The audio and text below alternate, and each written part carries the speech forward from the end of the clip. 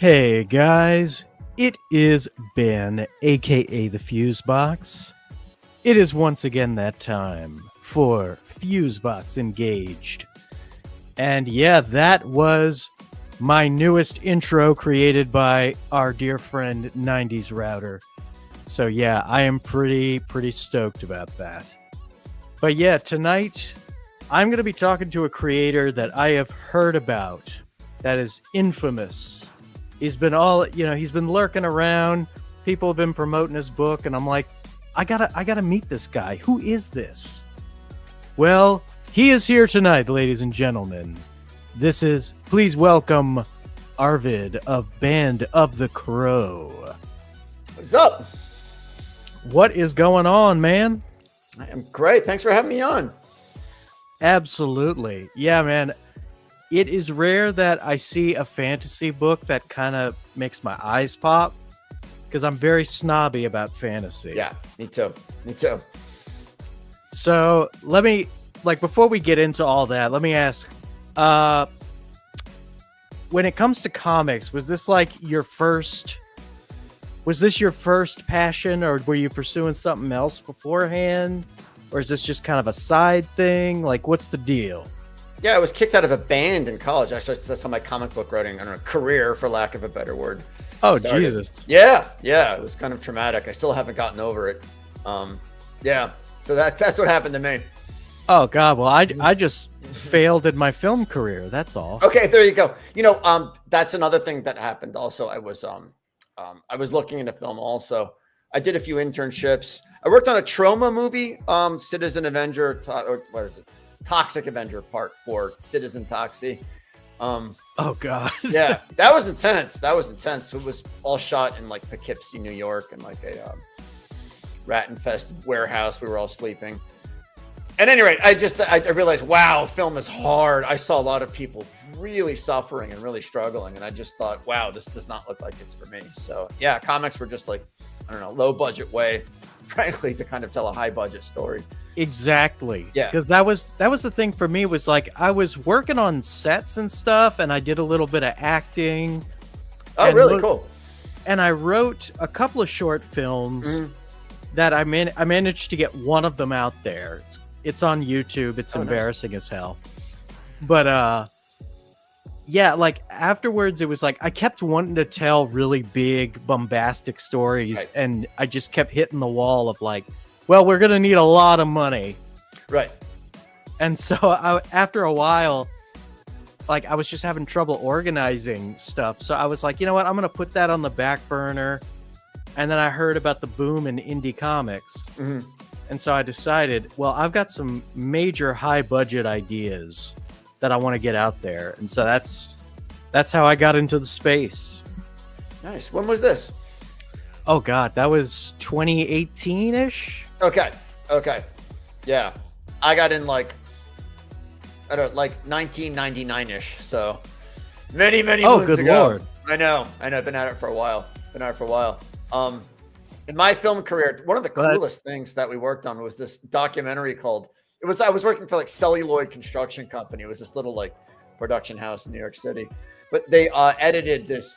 I think it's on YouTube. Speaking of things on YouTube, it's called Cleaner Mouth. It was this guy, David Reeves. He did a documentary about these kids. They were selling this door-to-door sales people, kids, boys, whatever, selling this industrial solvent and cleaner. And in order to prove that it was harmless and non-toxic, they would drink it. That was part of their sales pitch. I know it's one of the most amazing documentaries I've ever seen. It's just totally delirious, and they would steal cars. They're stealing cars in the documentary. It's amazing. So anyways, oh my God, yeah, check it out. A Cleaner Mouth. You can find it on YouTube. Well, I have to ask you. Yeah. Are you a video game guy at all? Oh yeah, big time. How about yourself? Oh God, yes. And I wanted to ask you if you've played any of the Final Fantasies. The last one I played was 7, I think. I tried to get into 8. I just kind of fell out of JRPGs. Just Oh, that's okay. Yeah. I mean, you played the 2 best ones. That's right. Yeah, I think 7 especially. That game is permanently imprinted on my brain. That is the correct answer. Okay. That's right. So yeah, because Glenn here decided to sass me right off the bat by saying the main character from Final Fantasy X was a mistake, and I disagree with him. Okay. This is blasphemy. Okay. This is sinful. It's not welcome on this channel. Okay. Evil. Yeah. Yes, indeed. Yeah. So yeah, Glenn apparently remembers toxicity. Yeah. Yeah. Yeah. It's weird. I worked on a Woody Allen movie too. It's weird, like working on a movie and watching it. Strangest experience of my life was watching that Woody Allen movie in the theaters, because you can remember. It's like a diary of your life. Like I remember that day shooting, like in Washington Square in New York City. It's just crazy. Yeah. That is awesome. Yeah. Yeah. The most I've done on a professional production was I was an extra in like a couple of movies nobody's seen, and I was an extra in a few episodes of NCIS New Orleans. Oh, that's so cool. Really? It's a laughably bad show in my opinion. Okay. I've never seen it. Is like, how many NCISs are there?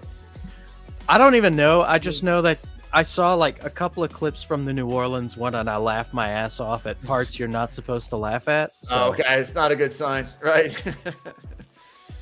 Exactly. Oh man. So is Band of the Crow like?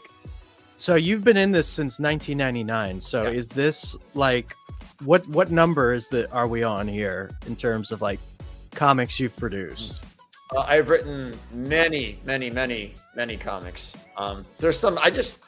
There's some. It's called longbox.com or comics, whatever, something. I have like over 150 writing credits.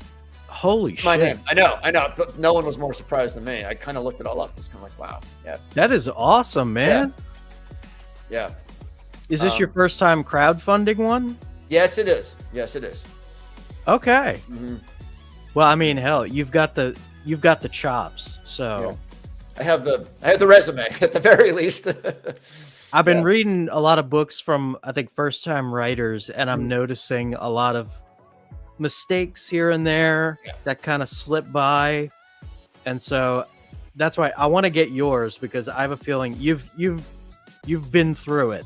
Mm-hmm. So you know. Mm-hmm. Oh, Lordy. Yeah. Yes, indeed. I think it is. Well, I think that's a good time to get it going here. I should have had it pulled up already. This is bad. Oh my Lord. Take your time. We're among friends. We should have had more friends tonight, but of course, my other two of my co-hosts, one of them, I have to write tonight. It's like when you become a writer, the whole point is to stream and not write. Exactly. Right. They never pass up an opportunity for procrastination. That is my first law of a writer. It's the only law there is, actually. Exactly. Yeah. Writing is about not writing. Amen. It really is. It really is. Yeah. Yes, indeed. So let's see. I believe you were on Kickstarter for a while. How did that one go? It went great. It went great. Better than we had any reason to expect. We were blown away by the support we got for it. So, yeah. Oh, hell yeah. Yeah. We got, our campaign it wasn't exactly taken down, but it was just, it ended prematurely earlier than we would have liked. But Luke, friends of ours, Fund My Comic. We're up on Fund My Comic now. Oh, hell yeah. I am, Luke Stone. He is a visionary. Yeah. And I'm hoping that this website takes off further. Me too. We appreciate what he does. We have a lot of the same, we're kind of in the same, Luke has the same kind of headspace as Oren and me, the artist. We have some of the same concerns about, the general direction of things in popular culture. Yes. Yeah. Oh God. Yeah. That's a big reason why I got on the indie circuit. Yeah. Yeah. It's the only place there's anything interesting happening now anymore, as far as I'm concerned. So, absolutely. So, Band of the Crow. I have to start off by asking, what are your inspirations for this book? It's a lot of things, I could get all fancy pants and say it's about, I don't know, like like early fantasy novelists, like from England or whatever. But like really, like I'm into heavy metal music. I'm like really into heavy metal music, so that's one of the inspirations. I like Japanese animation from the 1980s, like Voltron and things like that. Oh, hell yeah. Yeah. So that I've always been a fantasy fan. Norse mythology, Celtic mythology. There are a lot of things come together. Yeah. Is there any Tolkien in there? You know what we did? I got interested in the origins of fantasy. That was one of the origins of this story is the origin of fantasy. Because it's just like Tolkien is so amazing, but it feels like a bolt of lightning from a blue sky. But it's not. There was actually even really 2 generations of writers before him. So that was the main inspiration. It was actually the writers before Tolkien. Okay. Well, hell. That's a good pedigree. Shit. Yeah. There's one. It started in England. It was called the Pre-Raphaelite Brotherhood. And if I could put my finger on it, this is just my opinion, and someone else might have a different one. But there was an English art critic named John Ruskin. He, I think, more than anyone else, you could really put your finger on it. I think he was not a fantasy writer by any means, but I think he sort of laid the groundwork for what would become fantasy. Yeah. John Ruskin. Okay. Yeah. I got to look that up. Yeah. Yeah. Interesting person. Interesting, weird, deeply weird person. It's Victorian England. And prior to John Ruskin, the idea was, like from the Renaissance and the Enlightenment, people said, oh, medieval stuff is just weird. It's like embarrassing. It's an embarrassment. These like weird churches and like people were religious and superstitious and barbaric and just thank God. And John Ruskin said, no, you're wrong. The Renaissance was actually a tragedy. It's medieval art that's great. It's medieval art that's worth preserving and studying. So it's right from there. I'm kind of on the weird end where the fantasy story I'm working on, I'm trying to go more Roman style. Oh, okay. I'm taking it back. That's great. Greco-Roman. I mean, there's so many interesting. It's called the Romanesque. It's funny. That's one of our inspirations for the architecture, especially for the Band of the Crow. It's called Romanesque architecture, but it's early medieval architecture looks very Greco-Roman. So, yeah. I've always preferred the Greco-Roman look, just with everything, like armor, with the way cities are constructed. Yeah. Like it all looks just more beautiful in my opinion. Like I feel like castles, they're so damn gray. Right, I know. I know exactly what you mean. Speaking Band of the Crow, the period of history that interested me and us for this story was it was the Dark Ages. It was after the fall of Rome. There's like 700 years before what's considered to be medieval. You would say Charlemagne, the crowning of Charlemagne as the Holy Roman Emperor. That is the beginning of the Middle Ages. But there's like 700 years, and it's called people don't like to call it the Dark Ages anymore. But it's just no one really knows what happened. There's just the historical record is very, very slight. But it's the age of Arthur. It's the age of Sigurd, the Dragon Slayer. Those are both real people. So yeah. Is there going to be a representation of Attila in here? Yeah, no, unfortunately, no. Well, actually, kind of. You know what? There kind of is. It's funny. I'm writing the second novel now. Yes. So you're taking notes. That's taking notes. I'm taking notes. Yeah. Yeah, that's right. So yeah, I think so. That is an awesome preamble here. So tell us what this is about. Yeah. So the main character. Well, there's a feud. It's like the Hatfield and the McCoys. There's a feud between 2 sorcerer households, and in this world, in the Band of the Crow, people who are aristocrats have the privilege of practicing magic. That's the way it works. There's a feud between these 2 houses, but there's a deal that they strike where there's going to be a marriage, and that's going to end the feud between the 2 houses. So this guy with the red hair, Theriel, he has to get married to the daughter of this rival family, and that's going to end the feud. And it's bad because both families are on the edge of destruction, so they both kind of need it to happen. But in order to get married, he has to become a sorcerer, and to do that, he has to get to the middle of a labyrinth called an endless knot, and cut this magical sprig of mistletoe. Once you do that, you become a sorcerer. But it's dangerous, like you can see from that picture right there. Not everybody makes it. So yeah. I'm loving it so far. Yeah. Thank you. Especially the mistletoe. That's making me think of Norse mythology. Yeah, it's Celtic. It's like it's the Celts. That's where I got the idea from. It was weird. I was in Germany. It was weird actually seeing mistletoe in trees. They thought it's parasitic, but they thought it was magical because it just looks like it grows in midair. So that's why it was nice. Magical. Yeah. So Midland and Southern Brigatania. Yeah, Brigantia. Yeah. Oh shit. Yeah. No, that's all right. These are not your believing. I do that all the time. Yeah. It is underrated, Baki. I totally agree. That was one of the best things about this project, was very different from Germanic mythology. I was surprised at how weird it is. Very, very different. Yeah. So I guess that leads me to ask, can you give us a little bit of an overview of this world? I mean, I understand if you don't want to do any spoilers, but I just want to know what the setting is here. Yeah, sure. No, I'd love to. Basically, the idea was one of the tropes in fantasy. I mean, I think you have to be really careful with tropes. I think they can be great, but it's a little bit of a double-edged sword. I mean, there's a very fine line between a trope and just a cliche. So, yeah, you don't want to feel like you're just copying off of somebody else. Right. I think this is the issue with Tolkien. It's one of the reasons. Well, you can't avoid Tolkien, and I am a huge Tolkien fan, by the way. I am just. Well, same here. Yeah, he's the best. But a lot of fantasy feels very derivative of what Tolkien did. Yeah. So one of the tropes that I think is just a little played out is the idea of humans have conquered the earth, or they've colonized basically everywhere, and the elves and the dwarves, the other demi-human races, are in retreat. They're on the verge of extinction. So in this world, we turned that around. It's the humans that are on the edge of extinction. Okay.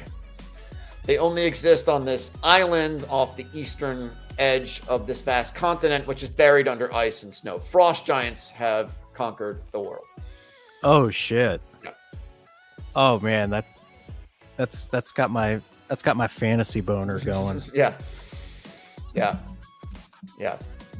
From Norse mythology. There's a lot of giants in actually Indo-European mythology in general, like the Titans from Greco-Roman. The Titans are similar to the Jotun in Norse mythology. Yeah. They feature very heavily in Celtic mythology too. The Fomorians, Finn McCool. So, yeah. So what is this world called? It's called Brigantia. That's the name of the island. It's just this one island where people live. They call it Brigantia. That's what they call it. Do we have a name for the whole world, or? They would just call it the world. I mean, I know obviously in Tolkien it's called Arda, obviously. Yeah.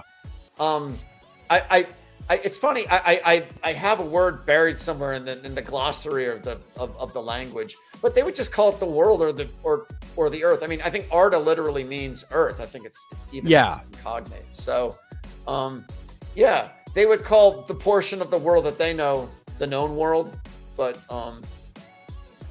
So we got undiscovered continents. Yeah, that's one of the things about this world is I try to show you the story from the perspective of the people who are actually in it. So this is not like a third person omniscient narrative. You only see things through the eyes of the people there. If they don't know it, you don't know it. So yeah. That's right. And they did. So this is the humans have one thing. They have sorcery. That's the one thing that they have going for them. And about 800 years earlier, prior to the beginning of the story, they halted the invasion of the giants on this one island. And they have a magical tree that gives them warmth and it keeps back the winter. So that's how that works. Yeah. So that's all part of the legend of that's part of the legendarium of their religion. And the magic and the sorcery it's all very tightly controlled and regulated by their religion. That's the thing that unifies and connects them as a people is their religion. Oh hell yeah. Yeah. And so we've got two rival houses. Right. And they're going to be merged through a marriage. Yeah. And we've got the young 16-year-old boy trying to prove himself. Right. And we got hot ladies. You got hot ladies. Well, this is part of the problem for the red-haired kid. That's sort of like, this is part of his problem, is that the rival family has married into the house of their common feudal overlord. So this puts his family at a major disadvantage. So like he's got to seal the deal and quickly because they are at a disadvantage. Yeah. Now, based on storytelling, I mean, you don't have to say this if this is spoilery. I have to speculate. There's going to be some tension between him and his beloved. Oh, yeah. Oh, yeah. That's safe to say. I mean, it'd be a pretty bad story. I hope so. If there's not, stop reading. Stop reading. That would be a bad story if I didn't do that. Yeah. I just figured everything would just go off without a hitch. Yeah, exactly. Right. Yeah, it's fine. They get married, happily ever. It's a very short story. It's a very, very short story. Yeah. But it's a happy one. It's a happy one. It's a happy one. Yeah. Yeah. Oh, man. I love this. I should mention Oren. This story would be nothing without Oren. I am so incredibly blessed and fortunate to be working with him. Yeah. Oh yeah. I mean, this is damn, that looks good. Yeah, Oren spent we probably spent like 3 months on this image, getting it just right. Yeah, it's got that nice balance between medieval architecture and Greco-Roman. Yeah, thank you. Very much. White stone. We need more white stone. Yeah, no, indeed. There are a lot of beautiful castles in Western Slavic countries. Like it was much to my surprise. I was like looking for this is one of the best discoveries I made in doing the research for the Band of the Crow. Places like Slovenia and Slovakia and the Czech Republic. Shit. Yeah. Also in up northern Italy, and in parts of Germany and Austria, there are these just beautiful mountaintop castles in the Alps. And I don't know how old you are, but I'm old enough to remember the Soviet Union. I sort of like remember places like Czechoslovakia. I remember this Czechoslovakia. I remember there's just these kind of like gray, depressing places with communism and just bad and sad. But I mean, I'm only 35. Okay. So, Yeah, it's so funny. Yeah, I remember when the Berlin Wall fell. I remember that. I was born the day after. Wow, were you really? That's amazing. So I ushered in the new age. Yeah, you did. Awesome. And I'm totally humble about it. Hey, pretty cool. Oh yeah. Yeah. And well, we got some. I'm assuming that's a goddess. Yeah, that's right. But I'm seeing I'm seeing a little bit of Christian imagery in there. Yeah, the religion takes a lot of forms. I think the story of Ireland is very interesting. One of the last places you'd think would become Christian, but they just really took to Christianity there. So it's really inspired by Irish Christianity. The name Bridget. This is what's amazing about Ireland. There was an old Celtic goddess named Brigid, and then they turned her into a Christian saint. Saint Bridget. That's right. It was a Celtic goddess. No, it's not. It's not the fountain of the Celtic goddess. It's the fountain. No, she was a saint. Sure. Well, we have got another guest on the panel here. It is our boy One Gun. What's up, man? How's it going? Nice to meet you. Nice to meet you too. Yeah. This is Arvid, creator of an awesome fantasy epic, which I think needs more attention on it because holy shit, that looks good. I like that. That looks really good, man. Well, I just see like 1.5 panel there, but yeah, that looks good. Much appreciated. Thank you. We work hard on it. Yeah, we've been talking about the mythology behind it and the lore, and it's more, how do I put it? It's more solid than fantasies I'm used to hearing about from indie creators, which it's got me going. It's got me jazzed. I'm definitely going to be back in this when I get paid. Thank you. Yeah, I like it. I like the painted, look, the real nice painted colors. Yeah, that looks really good. Thank you. Yeah, I should mention Oren does the coloring too. I am just Yeah, the coloring. Yeah, the coloring is really nice. Real Thank nice. you. Thank you. I agree. We looked hard too. I mean, we must have auditioned dozens of colorists. We just couldn't find someone who could do what we wanted. So, Good Lord. yeah. We're still looking. Still looking. I mean, we would love to find a colorist. It takes a very long time to do one of these pages for Oren. Right. Yeah. Now, are these orcs or are these goblins or? Yes, you will find out more about them later. Humans call them trolls. That is the human word for them. Okay. Yeah. I prefer that. I like you're veering off of the usual trope. That's right. That's right. That's right. I also didn't want to do things like the trolls. Well, they're not like, I don't want to make it too literal. They're not Vikings. They're not, I don't know. They're not Native Americans. They're not, I don't know, Portuguese. You know what I mean? They're just trolls. You'll see the influences, but they look a little Viking. Yeah, they do. I mean, the influences are definitely there. I would say they're more Germanic than the humans are sort of have a kind of a Celtic culture. The trolls have sort of a Germanic culture, but it's kind of weird for me to say this, but I mean, these are like the sexiest trolls I've ever seen. Yeah, thank you. No, that's one of the things that we wanted. We wanted them to not be ugly. We wanted them to look kind of physically, attractive for people. So, damn. Yeah. Oh man, are we gonna have any hot troll women? It's funny. I'm working on this. Started as a novel. I'm writing the second novel now, and yes, there is definitely a. But that's a ways off. That's a ways off. Please back the comic, please, so we can get to the hot troll woman, please. Is our boy here gonna have an affair with a hot troll woman? Oh no! What God, happens? no. Make that happen for me. We'll see. We'll see what we can do. See what we can do. Okay, so they're stealing from the statue. That's right. Uh-oh. Damn. Oh, good Lord. Yeah. It's Skraeling magic.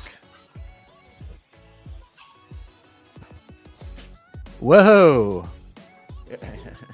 Who is this? That is, you'll sort of read the story and you can kind of find out. I think hopefully one of the pleasures of reading the story is you kind of figure out who she is through reading it. We don't. I mean, I just figured you were going to tell me the whole story up front. Yeah. That's all. But oh man.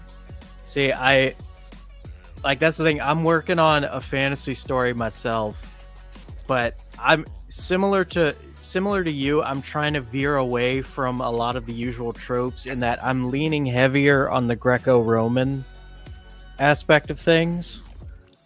And yeah, like we have magic that comes into play in our story too, but it's in our story, it's more like magic is incredibly hard to master. So it's like there's very few practitioners of it. I just wanted to throw that in there. No, that sounds cool. Yeah. Yeah. For Ancasta, this is like in a lot of Celtic myths. There's these beautiful princesses with like, the descriptions are great. They have like jet black hair, icy blue eyes, pale white skin, Snow White, perfect example. So Ancasta is kind of like our Snow White character. She has a kind of.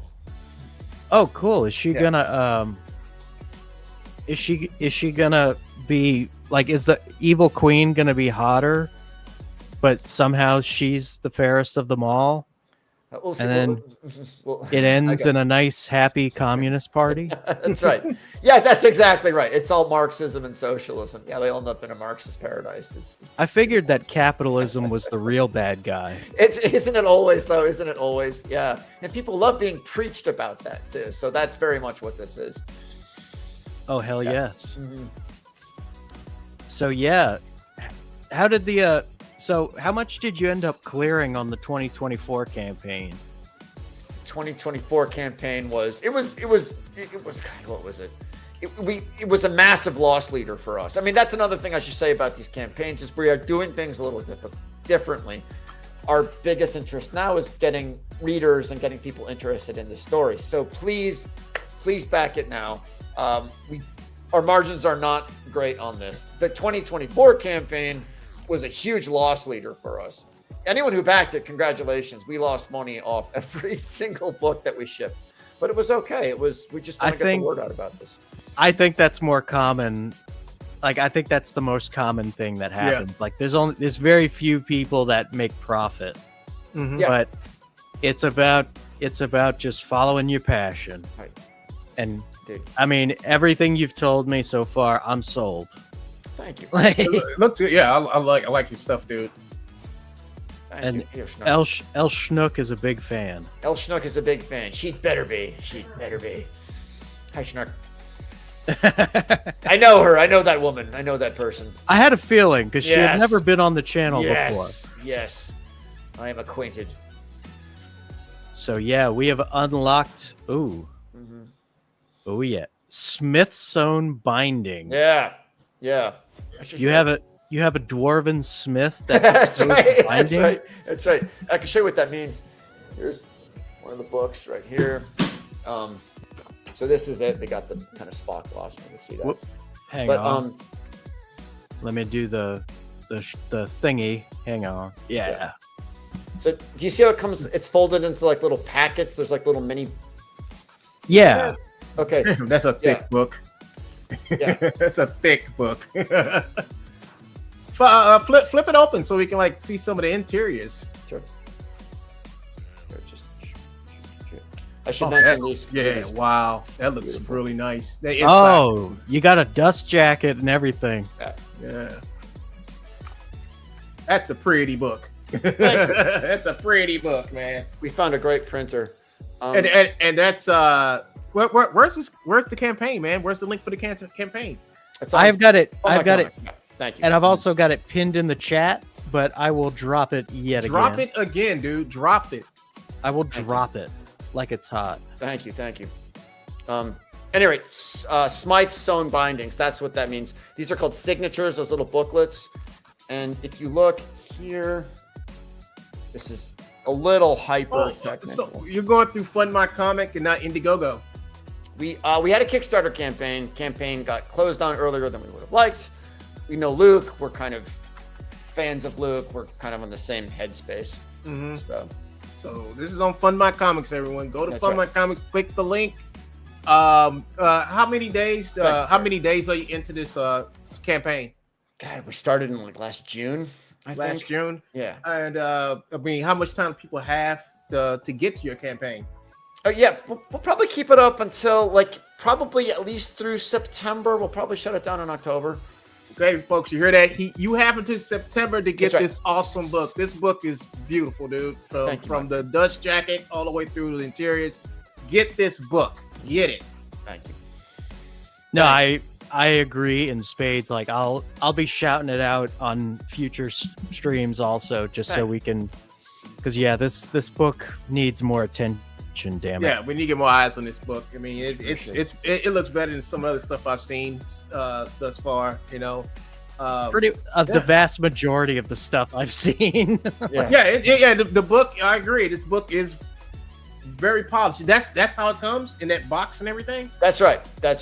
Oh, come on, man. How could you not get this, dude? I mean, this is very collectible, dude. I mean, you've made a good product here, you know, nicely done with the packaging and everything. That took a lot of thought right there, you know. Appreciate that. If not for the book, at least for the box, folks. Get this. Right. That's right. And have you heard of Katie Did? Yes, indeed. Have you reached out to her to be on her channel? I haven't. I guess I probably should. Yeah, reach out to her. She will put you on. I'll send her a message too, because like she would love to have you come on. That'd be great. Yeah, I mean, this is like a really good deep read. Yeah. So I guess that's the artist. That's you and the artist. That is correct. We certainly he did these sort of funny portraits of us. Yeah. They look like portraits of like people who were once here on Earth. That's what Right, exactly, like old scowling like New England. And who's still haunting wherever they live. Right, you know, exactly. The eyes follow you, right? Yeah, exactly. eyes follow. Yeah, man. Right. Yeah. Rex Mundi. Mm-hmm. Oh hell yeah. Dark Horse. Damn. Yeah. Oh lordy. So you are a seasoned vet when it comes to this shit. I am. I sort of went rogue. I just couldn't do it anymore. Yeah, this is a very impressive book. Real impressive roll-up. Really impressive packaging. And very unique, beautiful looking artwork. I will have to rate this book at least on my scale from 1 to 20 to buys. I will have to rate this at about a 15.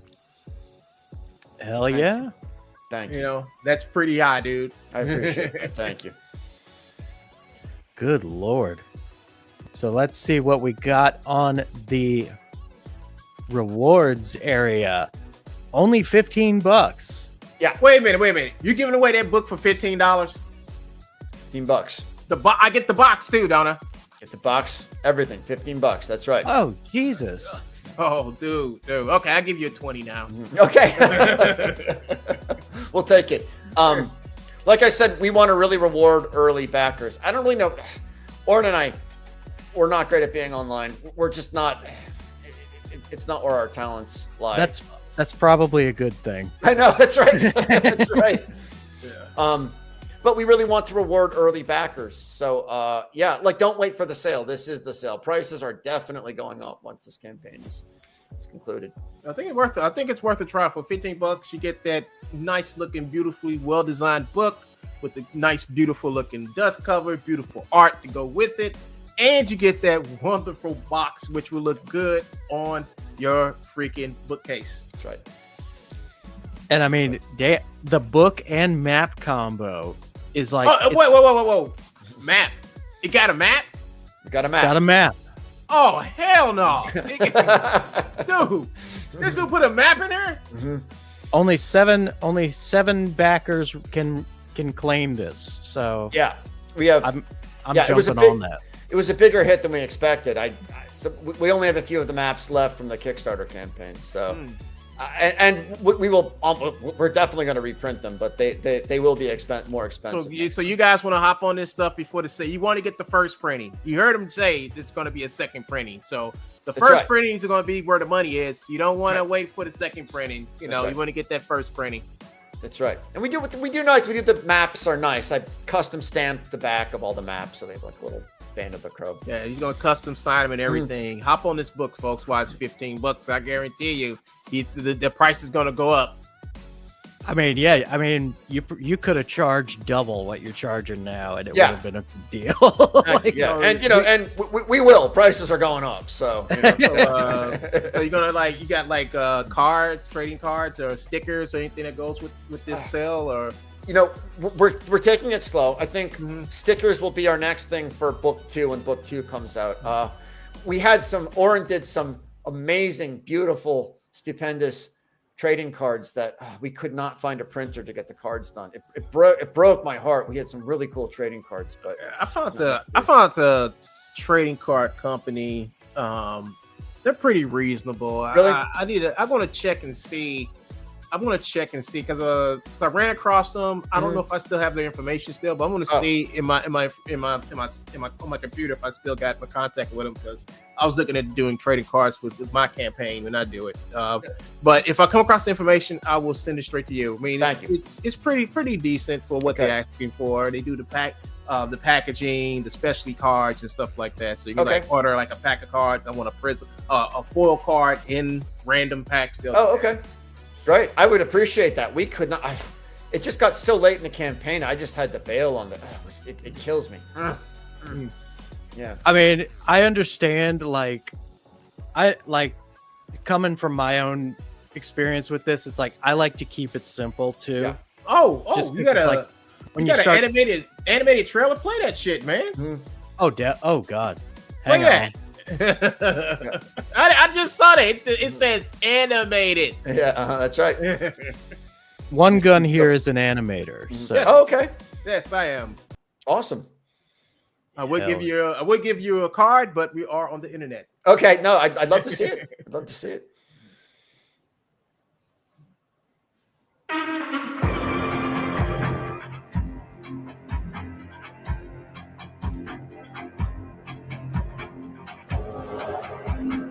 Holy crap. Wow. Okay.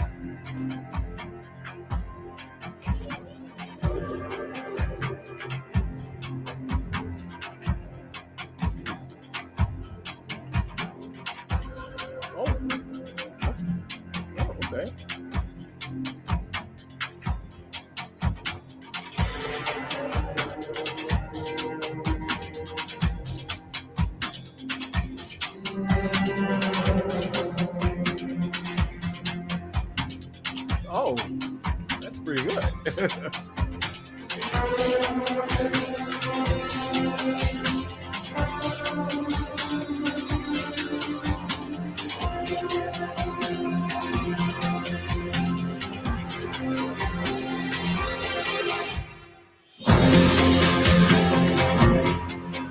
Oh shit. You spent some money on this, didn't you? Yes, You spent some money on this, folks. yeah.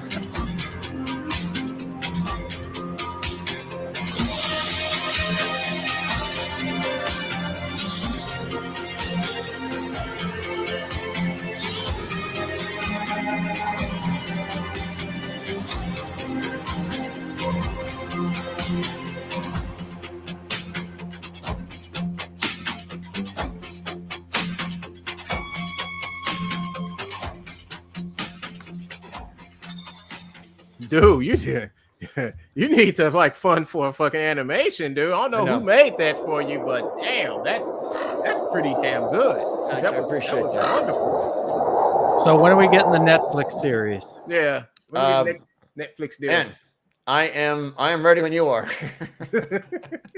We're gonna pitch this to Netflix, but I have to warn you, we're probably gonna have to race and gender swap a couple of people. Right. I know this is part of the thing. I said I just yeah, I know. We're not willing to do that. We're not willing to compromise on that. I think, and I feel Oren and I made this decision together to do this independently together. We're not going to compromise on things like that. How dare you, sir? Yeah, I know. Hey, man, it's their stuff. Whatever they feel like they should do it. Yeah. Yeah, it's your stuff, man. Do what you want to. Thank you. Yeah. But damn, you need to get a Netflix deal though. Yeah, thank you. I appreciate that. Yeah. Wouldn't say no. I think this IP is perfect for somebody consider for some type of series or some short form limited series, something like that. I mean, the book looks good. The promotional and all everything you've done, all the marketing and stuff you've done around this looks phenomenal. I don't know why people have not picked this up yet or heard about this. That's the thing.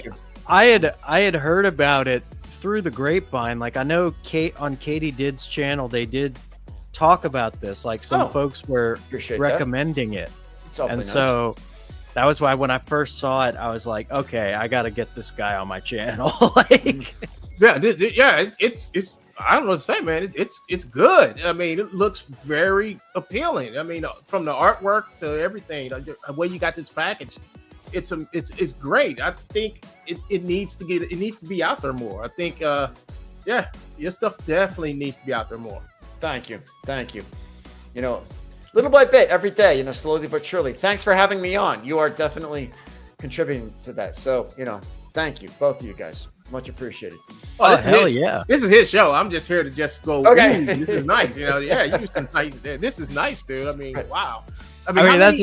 It's funny because it's hard for me to I love to critique and criticize. I can't come up with any criticisms for this. No, you can't, because this is really I would say it's AAA work throughout the whole book. I mean, just the pages I saw, the way it's colored, the art, the layout, the panels. I mean, that's good stuff. I mean, that's stuff you see, coming out of like Marvel, DC, Dark Horse, stuff like that. I mean, his stuff rivals that type of stuff. even Dynamite. Look at all those other comic book companies out there, what they're making, and look what he's making. His content rivals their stuff. It's very different from his stuff to a lot of other stuff I've seen in this indie space. It's really good stuff, man. You should pat yourself and your buddy on your backs and say, like, hey, we did it.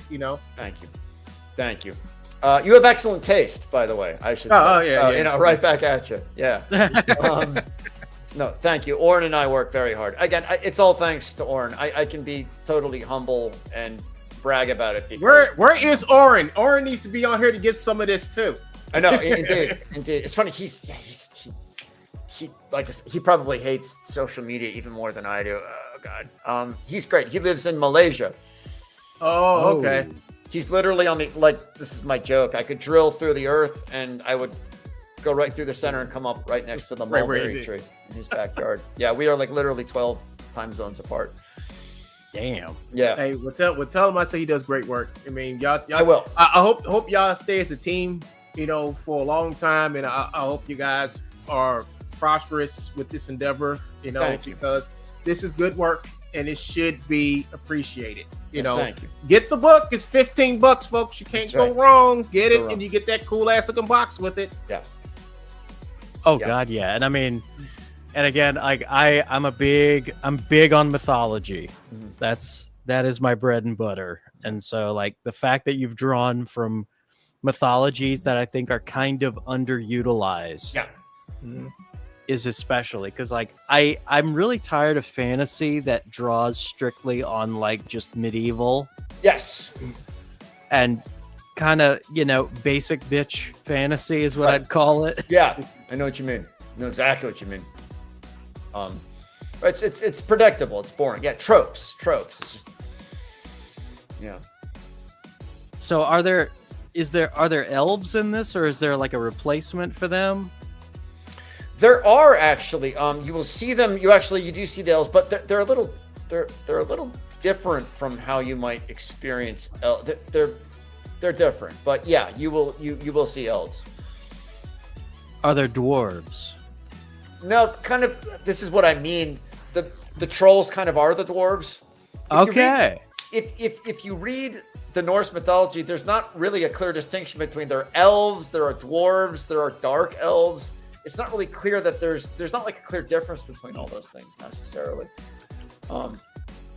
Yeah, actually, one of the best books I read, speaking of elves, is this right here. This was an amazing book. Oop, let me do the. Yeah, I got to do the thing. Yeah, meeting the other crowd. Actually, here's the guy who wrote it. That is a very Irish person. That is an Irish person. That's a dwarf in real life. Exactly. That is an Irish man. They're called. Usually, it's translated as fairies or elves, but it's called she. That's the word in Irish. They're called she. Okay. Is it SHE or? It's spelled S with an I with an accent, DHE. It has a strange spelling. Oh, it has a D at the end. Okay. Yeah, DHE, but it's pronounced she. Like banshee, that means female she. That means okay. Gotcha. So they're usually called fairies, but they're not they're not like Tinkerbell. It's not like that. And it's fun. I'm actually including a different type of fairy in my story too. Okay, cool. But I'm mostly doing things I've got a race of nymphs. Oh. But they're basically they're basically gods, but they're not in charge of anything. Right. No. But nymphs is very similar to there's a Celtic concept. It's actually similar to the Japanese kami. There's a little god that lives in a stream or a tree exactly or something like that. Yeah. No, it's interesting. Yeah. Well, I gotta back out, folks, because I just came here to say hi and check out your book, man. You got wonderful stuff. And looking forward to putting my $15 down and getting me my book with my box. Awesome. But can't wait to send it to you.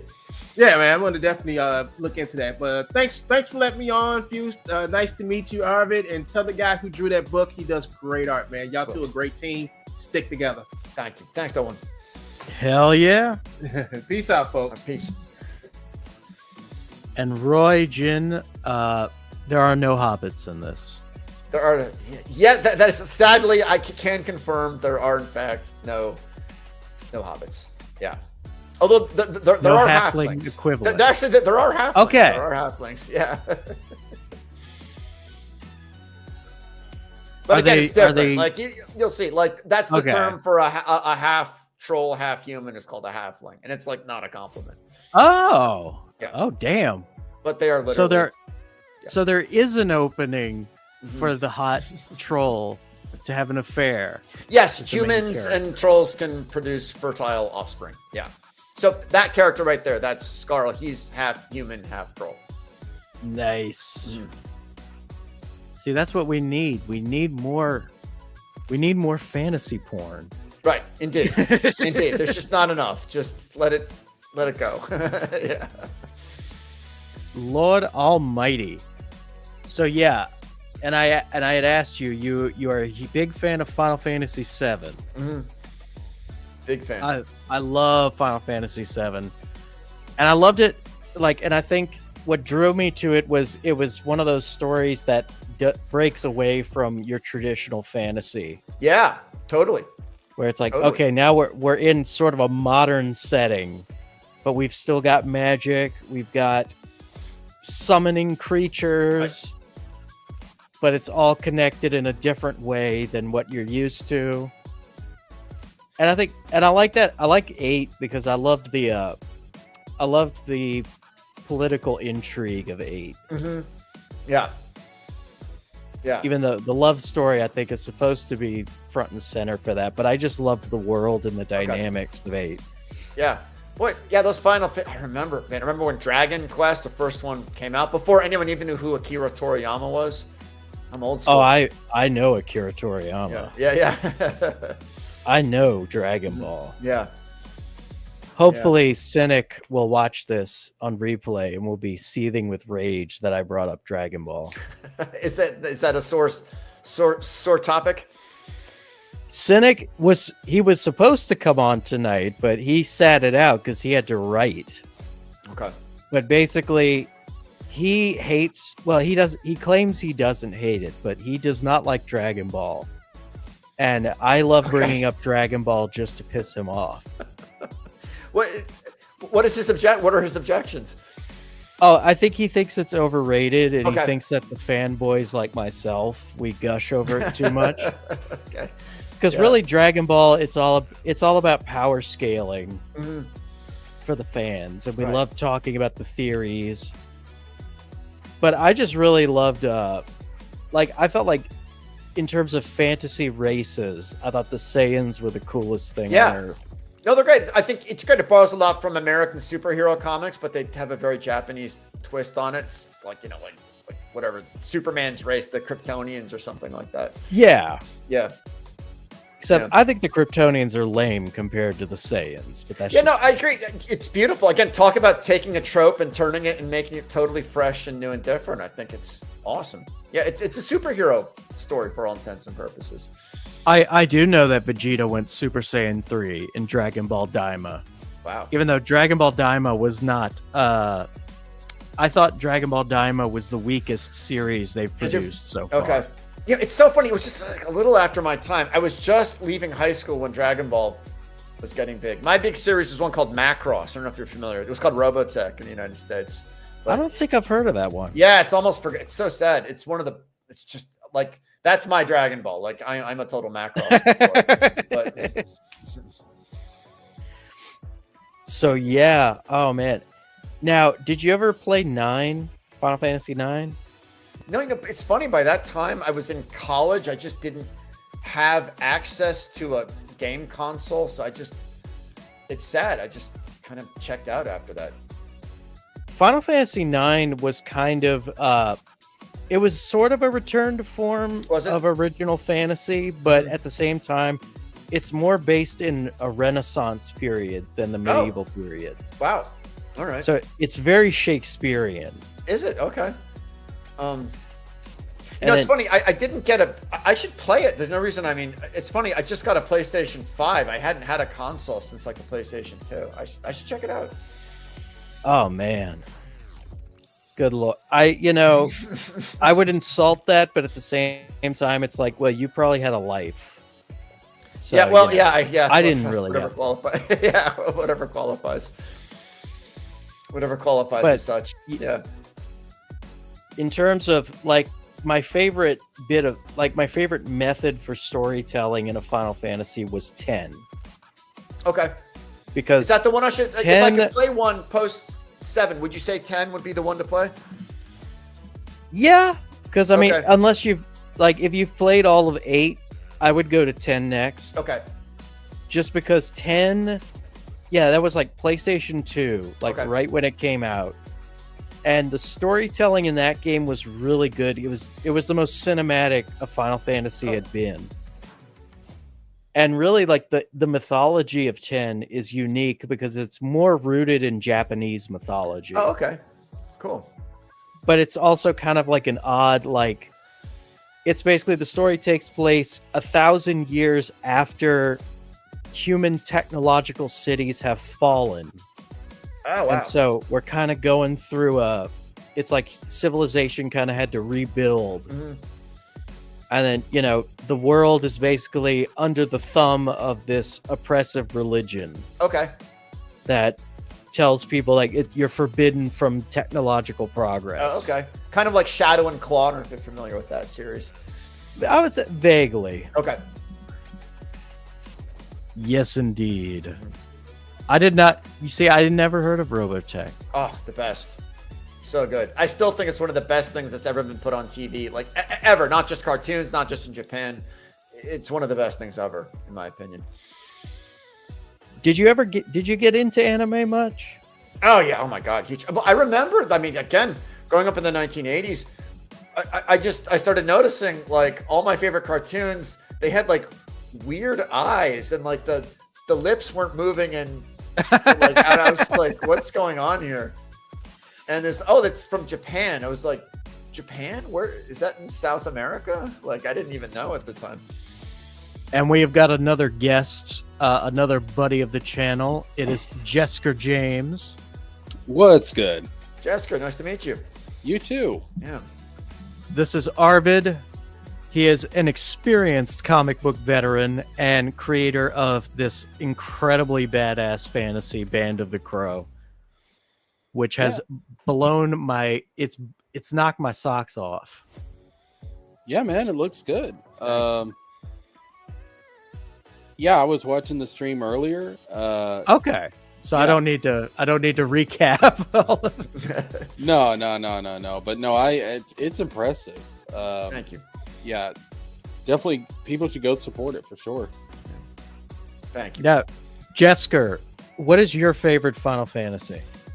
Oh, okay. So I always have to paraphrase when I'm asked questions like this. There's a difference between my personal favorite and what I think is objectively the best. My personal favorite. Yeah, my personal. It's completely subjective. Personal favorites. What I enjoy the most, what I find myself going back to, and that's got to be Final Fantasy VII. Okay. That's the right answer. Correct. That's right. Yeah, I think we're all in agreement. Now, if we're talking about what I think is probably the best, what's the best representation of the series as a whole, I kind of got to give it to Final Fantasy IX. Oh, really? Okay. Okay. Yeah. I can see that. Mainly because it's got all of the classic archetypes in it from the original Final Fantasies, but it updates it. Yeah, I think when it comes to Final Fantasy IX, if somebody had never played a Final Fantasy game and they asked me, well, what's the full Final Fantasy experience? What game can I play that's going to give me the full experience of this franchise? And I would say your best bet is Final Fantasy IX. Okay. I mean, see, 9, I still rank it in my top 4 favorites, but at the same time, I prefer 7, 8, and 10 over it. And I was I was kind of, when I was younger, I was a little biased against it because I thought, the characters look a little too silly for me. But as I got older, I came to appreciate it, especially when I started seeing the Shakespearean Shakespearean inspiration behind it.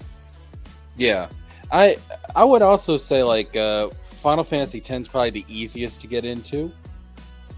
Like in terms of just like if you've never played a Final Fantasy game before, like in terms of the gameplay, in terms of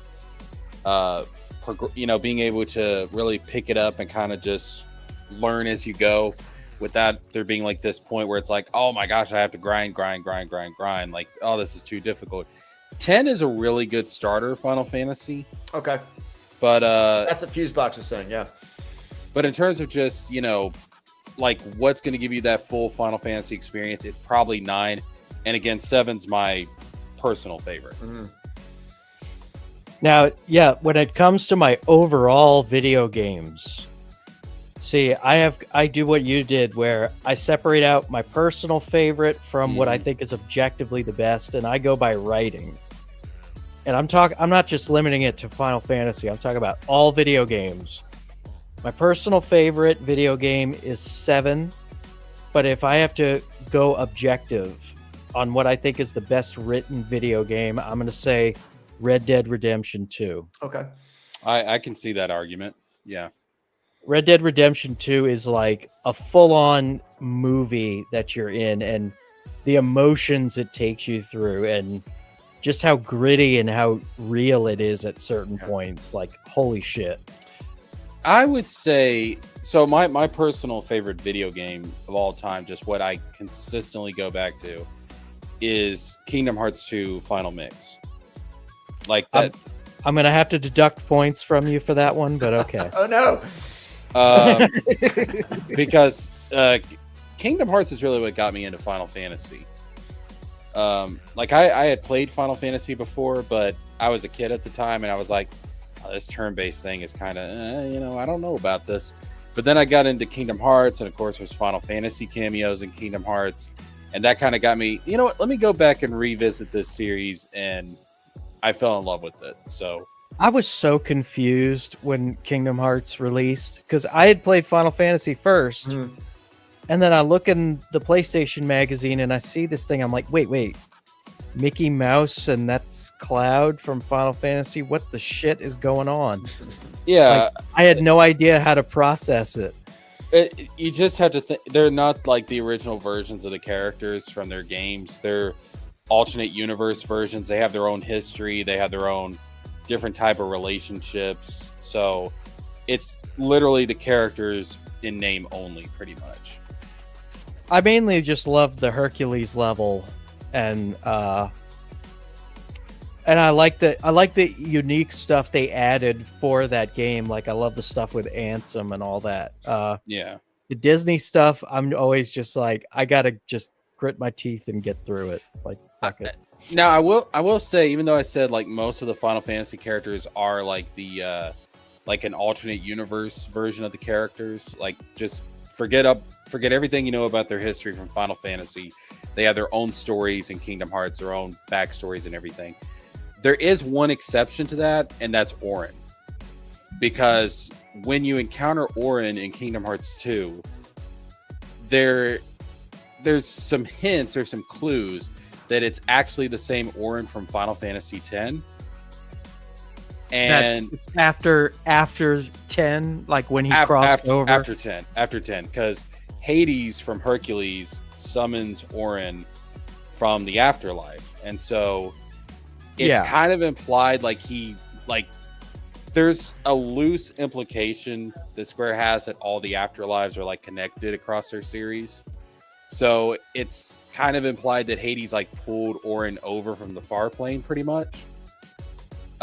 So that might be the one exception where Auron is actually the Auron from Final Fantasy X. I hope you can agree that Kingdom Hearts 3 was an abomination. Kingdom Hearts 3 was lacking. That's a generous assessment. I've said that the problem with Kingdom Hearts 3, like what is in Kingdom Hearts 3 is good, but it's what Kingdom Hearts 3 is missing that is the problem. See, to me, what I really hated what they did with that story. I don't mind spoiling this story because I mean, it's been Arvid, I hope you never play this game. Okay, it's that bad. That's how I feel about it. Okay. it's I'd love not to hear why. Yeah, what's going on? it's not that bad, but go on. No, what I despise is how they took all of the stakes out of the lore of the story, because the whole thing was like the frickin' like, I thought it was kind of a dark turn for Disney, where it's like, okay, when you become a Heartless, it's like it's almost like they've separated your soul and body into two different beings. And then the big thing in 3 that you learn is, okay, once you kill the Heartless and you kill the Nobody, they just regenerate back into who they were. So it's like, okay, there's no stakes anymore. That's been true since Kingdom Hearts 2. I don't remember that. It's not in the game. It was after the game came out. Series creator Tetsuya Nomura straight up said the way that it works is that if the Heartless is defeated first and then the Nobody is defeated second, the original being is restored. See, that is bullshit to me. Well, it's because becoming a Heartless and a Nobody, it's not the same thing as death. Like, everybody thinks, oh, it's death. No, it's not death. Well, I felt like it was a fate worse than death. Death is when the soul separates from the body, not when the heart separates from the body. It's just, again, I just feel like they took the teeth out of the story with that. It's like, well, hell, everybody can just be regenerated. And then the way the whole thing ended with Xehanort, after all the fucked up shit he did, at the end, he's just like, well, you beat me. Good game, young man. We had some fun, huh? So this is a problem with the dubbing. That scene was I don't know what's up with Square Enix's American division, but that scene lost some context and translation. Everybody think, like, the way Xehanort talks in the English version, it was like, oh, I actually wanted to create this world of light, even though I've been using darkness this whole time. That's not what he actually says in the Japanese version. He says that what he wanted to do is he wanted to create a blank world. He basically wanted to reset the universe, make it like a blank canvas on which he could create his ideal world. And that's always been Xehanort's thing since the beginning. The reason that he used darkness so much is because light was so abundant. Like, you had like Keyblade wielders always protected the light. And if you go and you check out the game that has his backstory, which is Kingdom Hearts Dark Road, like, Xehanort starts to notice in his youth, like, there's a lot of hypocrisy with Keyblade wielders. Like, they talk about, oh, we're defending the light, we're all about the light, blah blah blah, light this, light that, hail the light. And every single one of them, like, all of his friends and stuff, end up falling to darkness. They all have their own hidden darkness. And he's like, okay, so this whole devotion to the light thing is just a bunch of crap. Like, it just leads to problems. And when darkness finally does come, which it always does, they're not prepared for it, and they end up being consumed by it. So instead of fighting the darkness, I'm going to master it. I'm going to learn about it. I'm going to spend my life delving into it. That way I can control the darkness so it doesn't control me and I don't end up like everybody else. And that's kind of like Revan. I guess you could say that. And when you really look at it, like, if you look at Xehanort later on in his life, like, he's one of the only two people who kept his free will as a Heartless. And that's because, like, he was so in tune with darkness, he was able to do that. The only other one was I just Sora, hated. and I thought the most messed up part of the story, which kind of made it cool because it got dark, was how he basically possessed a kid. Yeah. Well, again, then, like, think about it. Like, if Xehanort's trying to reset the universe, create this new world, everything that he does, all the pain that he causes people, in his mind, it doesn't matter because this world's going to end anyways. He's going to create his ideal world. And so all of that pain and stuff is going to get erased anyways. So he Like, that's one of the reasons why he's able to do this and not feel guilty about it. Well, see, like, I'm on board with all of that. I think that's a cool angle for them to take. That's why I felt like the ending of 3, it's like he's just like, well, you guys beat me. Oh well, let me shake hands with you, mister. Good on you. Because what he realized is that Sora was the thing that proved his entire philosophy wrong. They don't outright state this, but again, like if you look at Dark Road and you kind of piece everything together, Xehanort was trying to succeed where a lot of other Keyblade wielders failed, and he thought he had the answer by like trying to master the darkness instead of fighting the darkness, like Keyblade wielders had done for centuries. And then here comes Sora, and like everything, like every time that he's plotting, every time he tries to, get his way, obtain Kingdom Hearts, whether it's through his Heartless, whether it's through his Nobody, and then finally in Kingdom Hearts 3, Sora just always defies logic. Like he even says it in Dream Drop Distance. He says, that boy is a Keyblade wielder unlike anything I've ever seen.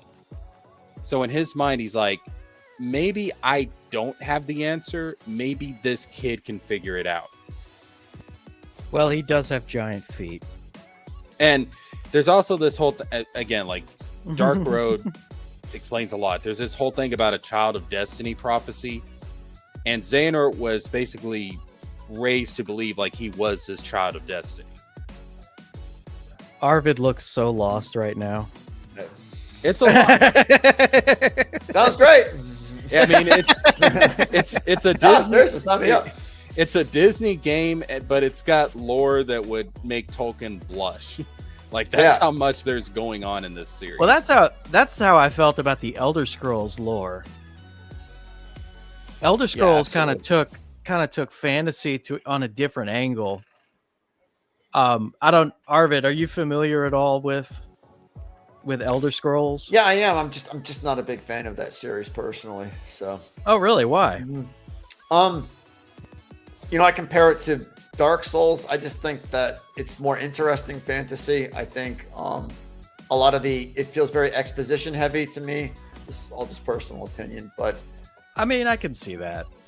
Yeah. I guess I just liked the Elder Scrolls lore because I like how he kind of took a different angle where, they kind of took a different angle where instead of it being a straightforward mythology, each race has their own interpretation. Oh, I see what you're saying. Okay. On the mythology. I hadn't thought of that. Yeah.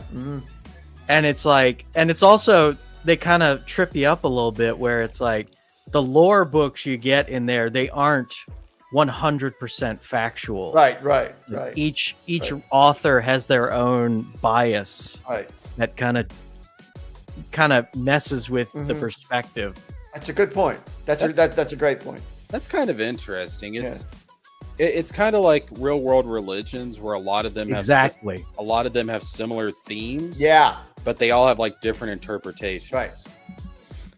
And I think the other thing that's cool about it is that they've pretty much told you that like the thing about all the conflicting mythologies is that they're technically all true, even though they contradict each other.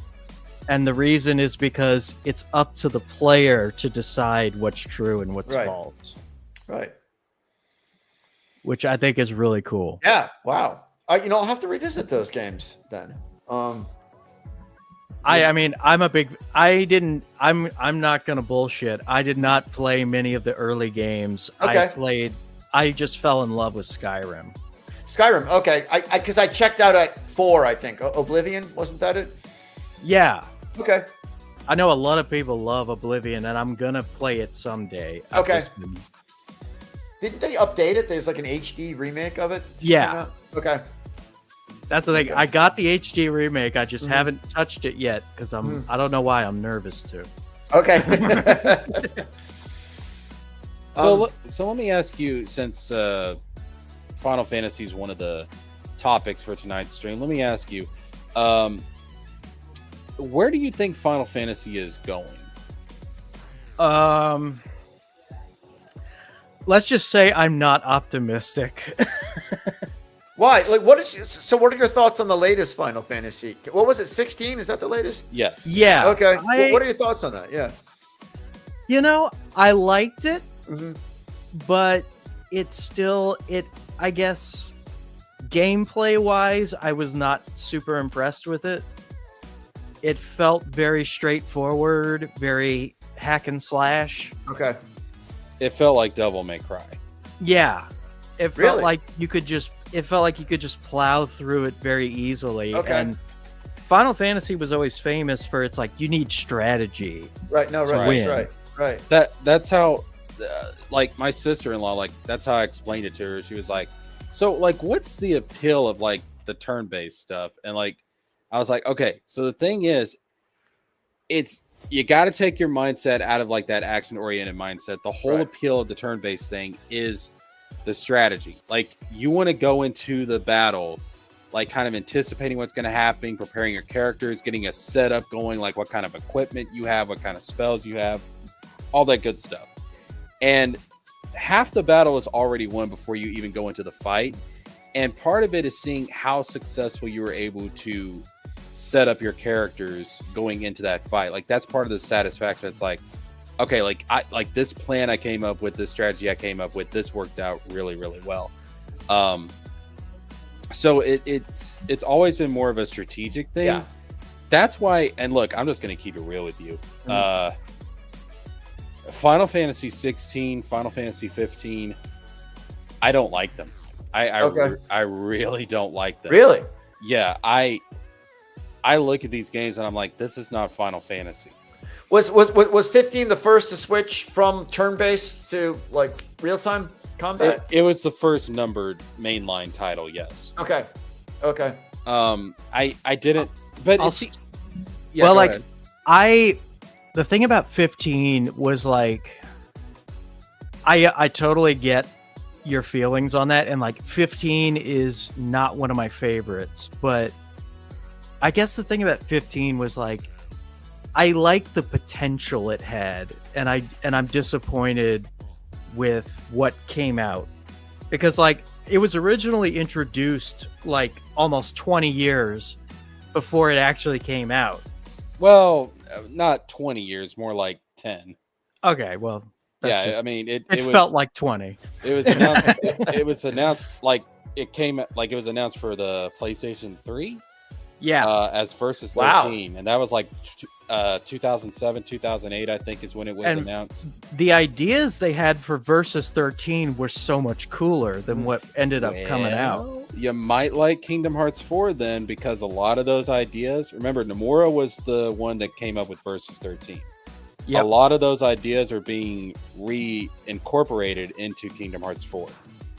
See, I find that odd, because the thing about 15 or Versus 13 was that it was going to be the first M-rated Final Fantasy. It was going to be bloody. It was going to be very dark. I know, like one of the buddies of the main character who is in 15, he was going to be a traitor, and he was going to backstab Noctis. Yeah, and there was going to. I'm not saying that Kingdom Hearts 4 is going to be like an M-rated game. It's not, but like I'm saying, like the concepts, the ideas that went into Versus 13, that stuff is going to be reintroduced into the Kingdom Hearts series, because in 3 there was a new character introduced called Yozora, and Yozora is basically Nomura's Noctis, like what Noctis was supposed to be. Okay. I mean, have you seen the secret ending for Kingdom Hearts 3? No, I saw. Okay. So I played through it once, and I was so disgusted by the ending, I just dropped it, and I never looked at it again. So in the DLC, there is a secret boss fight against a character called Yozora. He was actually shown off in the Toy Story world, in that commercial. Yeah, Toy Story. So Yozora, there's a secret ending. Do you remember the Versus 13 trailer where Noctis was in the car? Oh yeah. Yeah, like he was driving through the city, and like his driver is like, look, Your Majesty, like, isn't it impressive and all that stuff. Yeah. That scene is the secret ending of Kingdom Hearts 3, but with Yozora instead of Noctis. Oh wow. It is literally that scene. Oh, and by the way, Yozora's driver is Luxord.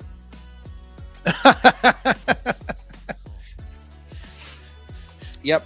So Nomura is literally saying with the new saga of Kingdom Hearts games, I am going to tell the story of Versus 13 one way or another.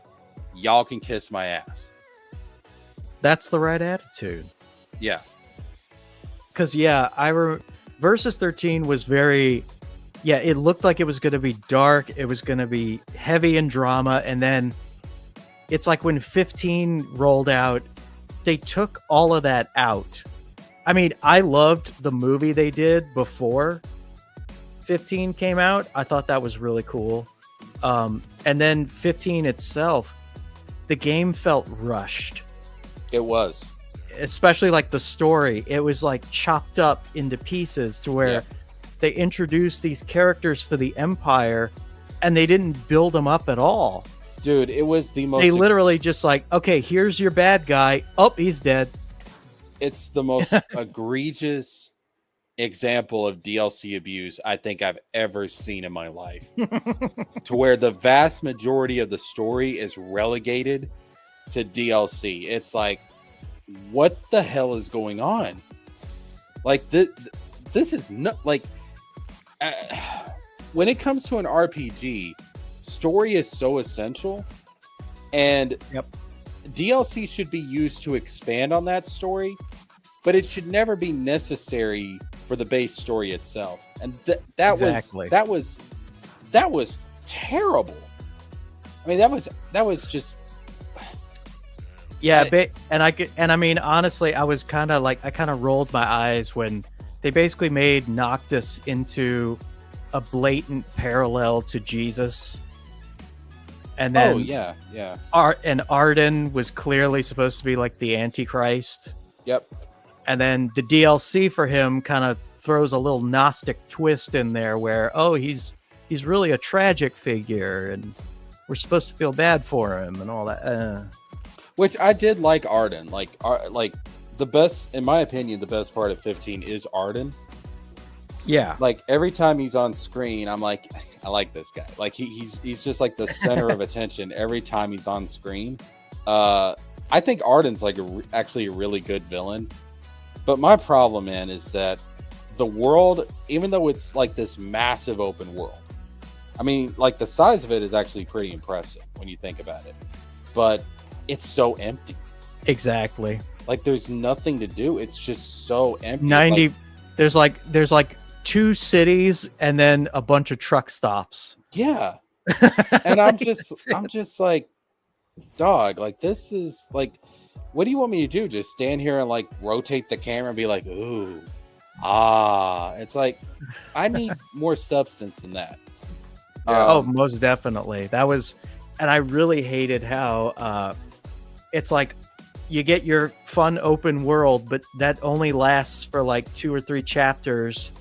And then we go straight to a linear, it takes you right to the end. Like there's... Which apparently one of the consequences of it being rushed is that like the whole continent where like the Empire is, and then like where Tenebrae is, like where Lunafreya came from and everything, that was supposed to be an open world. Like you were supposed to have the open world where like Noctis's kingdom is, and then you were supposed to have like the open world where like the Empire is. Like there's supposed to be like 2 continents to explore.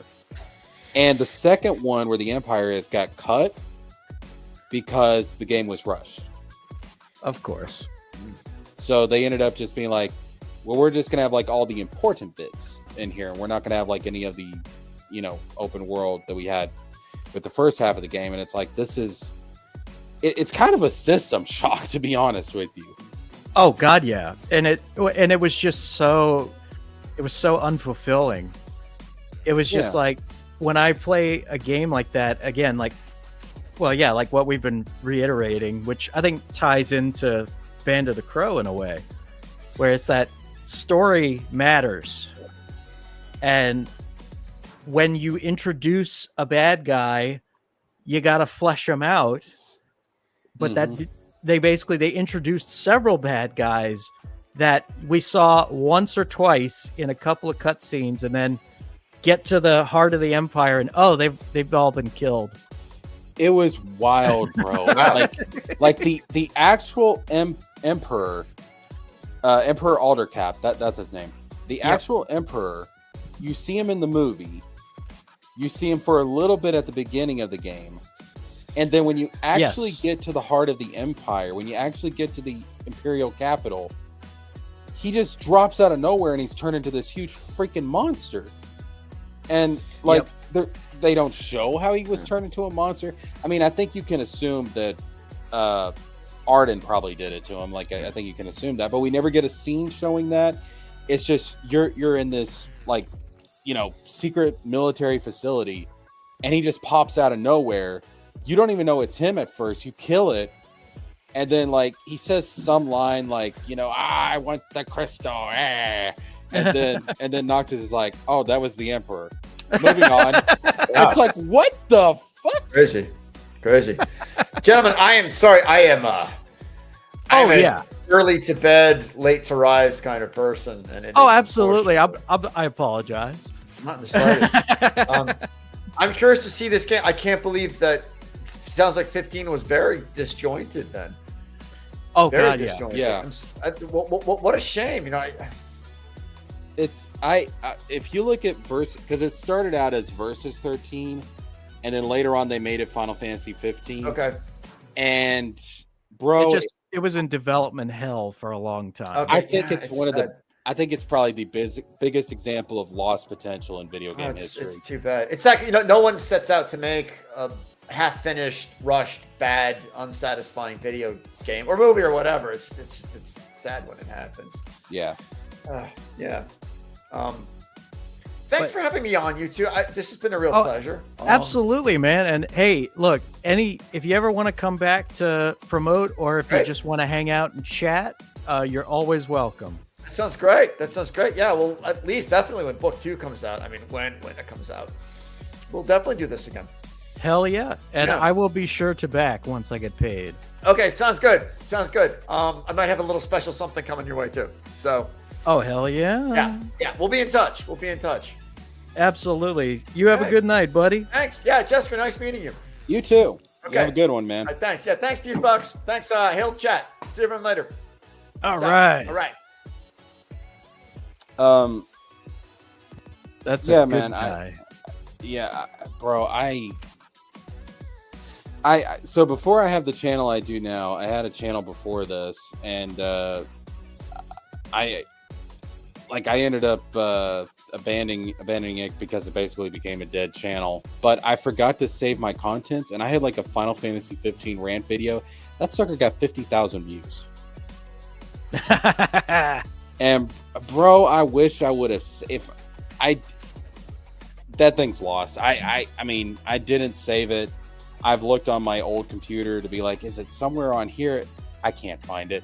But bro, I wish I could somehow recover that, because I tore that game a new one when it came out. I was so disappointed with Final Fantasy 15. I was like, this doesn't feel like Final Fantasy. And it's not even the combat. It's just, well, the combat did feel a little stilted, but it felt clunky. It was still like it had enough going for it to where it kept my interest. But yeah, I think a lot of wasted potential. I think like the combat of Final Fantasy VII Remake is what Final Fantasy 15 wanted to be. Yes, but it never got polished enough to get to that point. And we have got DG, who is now a psychic. What's up, man? How you guys doing? Oh, we're doing great. Yeah, man. You just missed. Arvid had to get going because he had to go to bed. But I mean, we were looking over Band of the Crow, and I mean, this thing is criminally underfunded. Like, we got to get more eyes on this book. I backed that. Well, I think he had a prior campaign. Yeah. Because I backed that. I think I backed it like a year ago. And I have it. And dude, it is a banger. It is a banger. The artwork is just... I mean, each page, I feel like this page alone must have taken like 5 years to draw.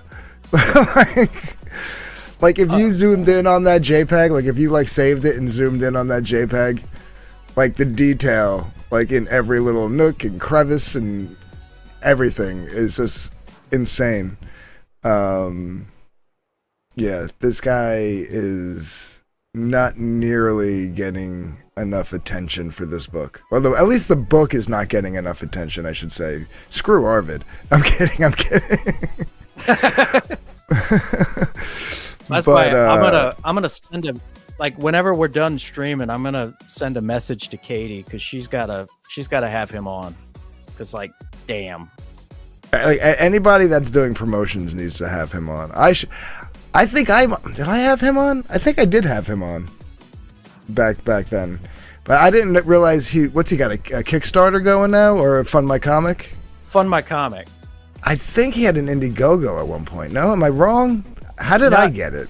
He had a Kickstarter, but like I think the website ended the thing early, which it's like, how the fuck does that happen? But you know. So how long has the Fund My Comic been up? Maybe I got it off Fund My Comic. I think it's been 16 days. No. I think. Yeah, 16 days. All right, wait a minute. There's something messed up because I'm pretty sure I either backed it on Indiegogo. Hold on a second. Yes, it was Indiegogo. Okay, I was like, I know I didn't back it on Kickstarter. That's weird. Why didn't you mention the Kickstarter? What secrets are you holding, Arvid? Yeah, but but again, even over there, it was poorly underfunded. He only hit like 2,800, almost 2,895. That's not right.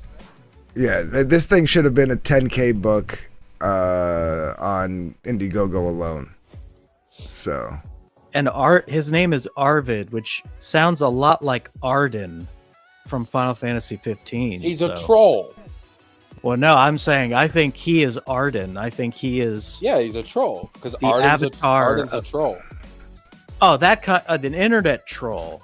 Yeah, I thought you meant like a mythology troll. Like no, man, he comes in there and he's like, I forgot to give you a proper introduction. My name's not Auden Izunia.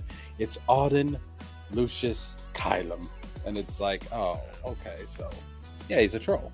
He needs to wear a fedora. Is he doing a From My Comic exclusive cover on this at all? No, he's keeping it simple. He's pretty much, it's the book and then the book plus the map. Oh, I don't think did I get the map? I know I got the main cover, which is that, and then there was an Indiegogo exclusive cover, which I also got. I appreciate somebody keeping it simple, like, because I feel like when you have a lot of extra tchotchkes to make, it delays things and it causes problems. And it's like I appreciate it's like he wants the story out there first before the merch. Yeah. I just like I'm going to see if he was on Kickstarter. I'm assuming he was. Why is it such a hard concept for people to understand? Like, get your story out there first. If people like it, then there's a demand for merchandise. Like, you got to see if people. That's how I accept felt from the first. get-go. Yeah, I mean, to me, it's one of those things. It's like, listen, I know that you want to, like, I guess it's like, oh, I'm going to put up merch and this and that and everything because I'm going to manifest success. Listen, folks, at the end of the day, what it comes down to, it's not up to you as to whether what you put out there becomes popular or successful. It's up to the customers. Can you scroll up to the top real quick just so I can see the title of the campaign? Book 1. Okay, so on Kickstarter, he made 17 grand. Okay. Yeah. But there was also a first look. What I have no clue what that is. What is this? He only made 2,400 on that. Band of the Crow first look. Band of the Crow is my fantasy. This is our first offering and what we hope to be many more. And we're clean, simple, full color, 30-page floppy comic. So maybe he gave it a second go? I think so, yeah. So we did 2 Kickstarters and an Indiegogo, which netted him 2,400, 2,900. So let's just call that 33, and Well, I know he basically said that he basically said that he operated at a loss, that I think production was more costly, which I respect that. right. No, he did a lot of good stuff. So 20,600 altogether between the 3 campaigns. Not counting this one. But like everything shipped in a box, like a nice, like, yeah. The book itself is a little bit bigger than standard, and it's almost like Golden Age size. These boxes right here. Yeah, they're white with the red inside, which was nice. I mean, that's got to cost a good bit. Yeah, that's gonna definitely up your shipping costs for sure. And I'm trying to remember, I want to say the box came in a bag, or was it wrapped? Oh, I don't know about that. Either way, there was no postage crap all over the box, so that the box came. The box was like basically untouched by the post office or UPS or whatever. It wasn't warped by the hands of man. Yeah, so like you didn't have like your shipping labels stuck to it or anything like that.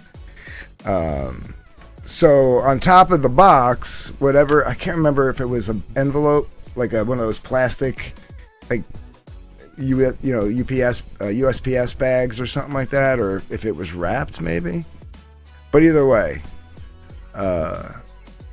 that's all shipping costs. Tape, the bags and the boards, they were both bagged and board, both covers. A little note with a couple of postcards and stickers and stuff inside.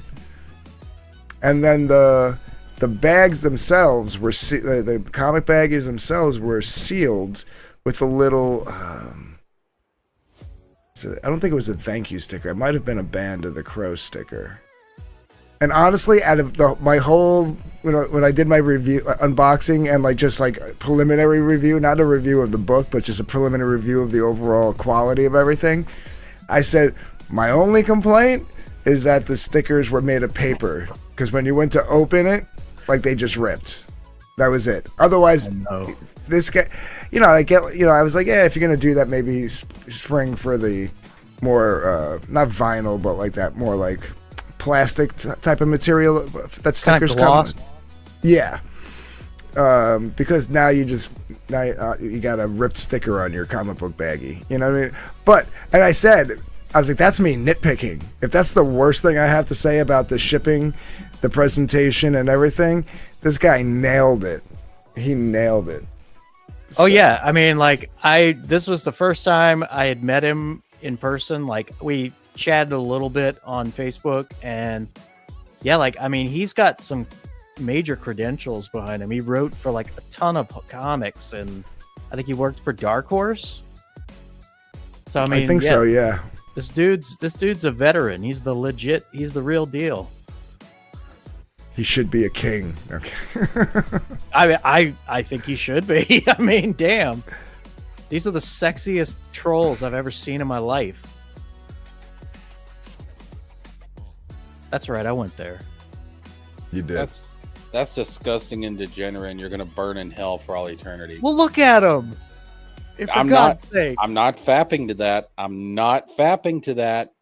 Get behind me, Satan. And he told me that in this mythology there are half troll, half humans, so they do breed. Oh, no. Interloper. I'm waiting for this guy right here to cheat on his fiance with a hot troll babe.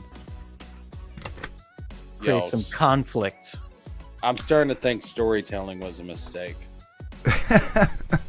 Look, it's fine as long as you come up with lore for it. That's what Tenchi Muyo taught us.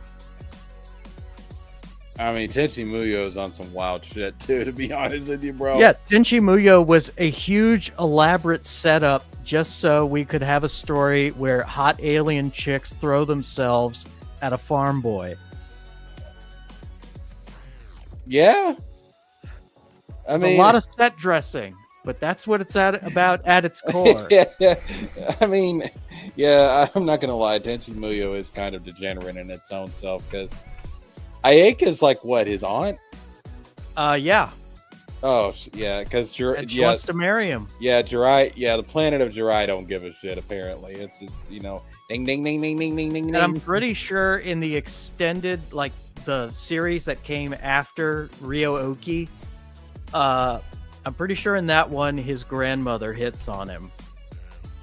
Oh, she does! Fuck, I forgot about that. Shit. Yeah, she does. Roy-Jin is trying to make excuses for them. Oh my god, half-hand. It's like, bro. Well, not even that. Like, Tenchi's grandfather is his, like, it is Tenchi's grandfather, right? Yeah, who was the best character until Ryo-Oki when they recontextualize him into an idiot. Yeah, that's Ayaka's brother. Yes. And she was going to marry him before he went to Earth. Well, that's how the Jiraians are. They're all about that. They got to keep it in the family, you know? Yeah, sweet home Alabama, but in space. Oh, yeah. I'm from the South, so I can respect that. Me too. Well, hell yeah.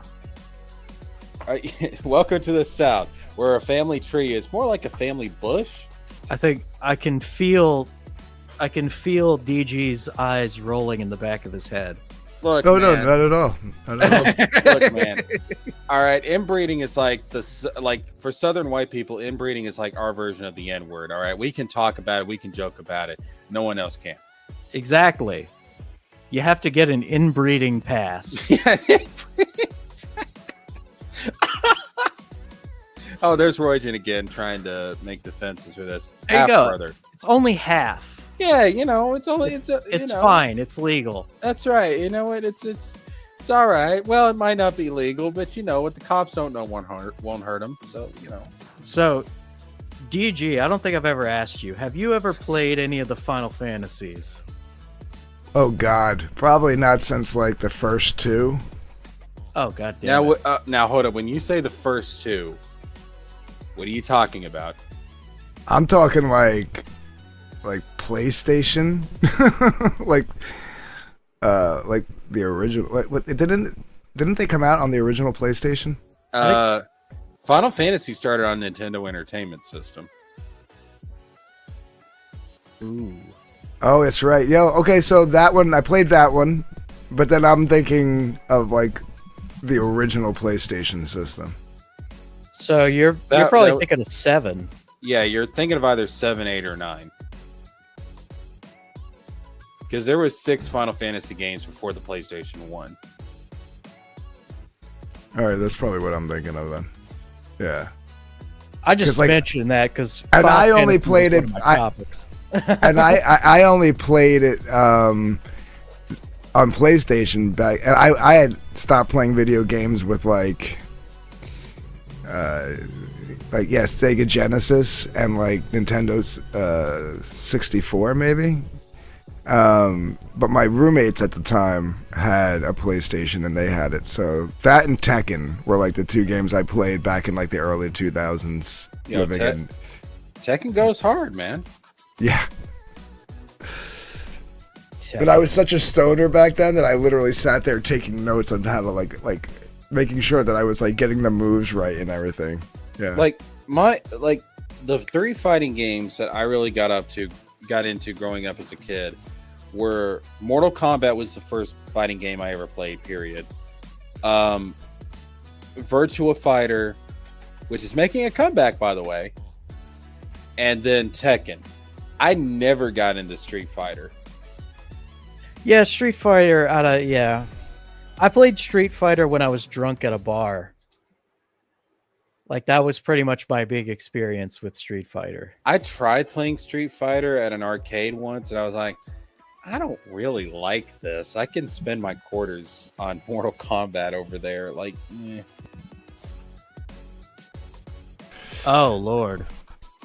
Oh my god! Like, I mean, when it came to like martial art games, like I go back to Karate Champ when you had the little guy in the red gi and the guy in the white gi. And boy, like, wow, that's a reference.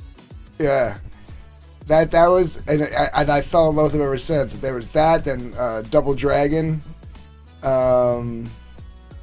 Street Fighter, Mortal Kombat. 49.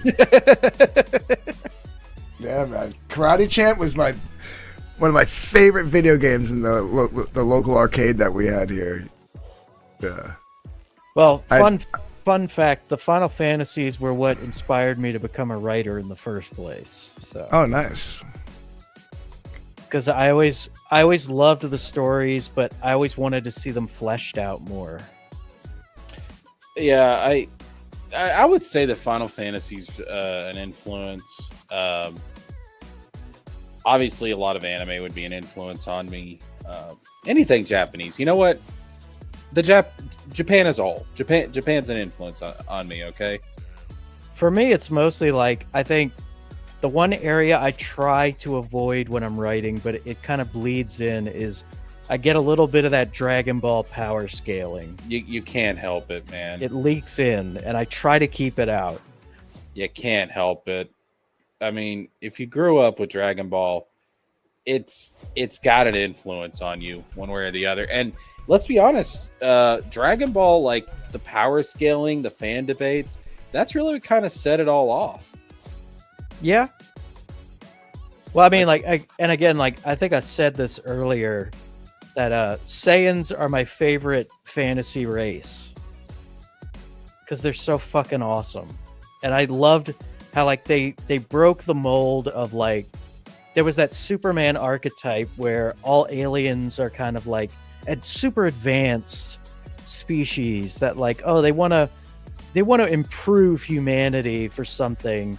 And like Saiyans are the total opposite. It's like, no, they're barbarians. See, that's what always made Goku like really, really cool and stand out. It's like he comes from like this savage, barbaric race, and yet like he becomes like the greatest hero on Earth, and it's like it's like such a I don't know exactly how you would describe it, but it's just such an inversion. Now it was so good, James Gunn felt the need to rip it off for Superman. I know it's come like full circle at this point, hasn't it? It's just like it's come full circle now. It's just like, so people said that Goku was a knockoff of Superman. Now Superman's knocking off Goku. It's like, okay.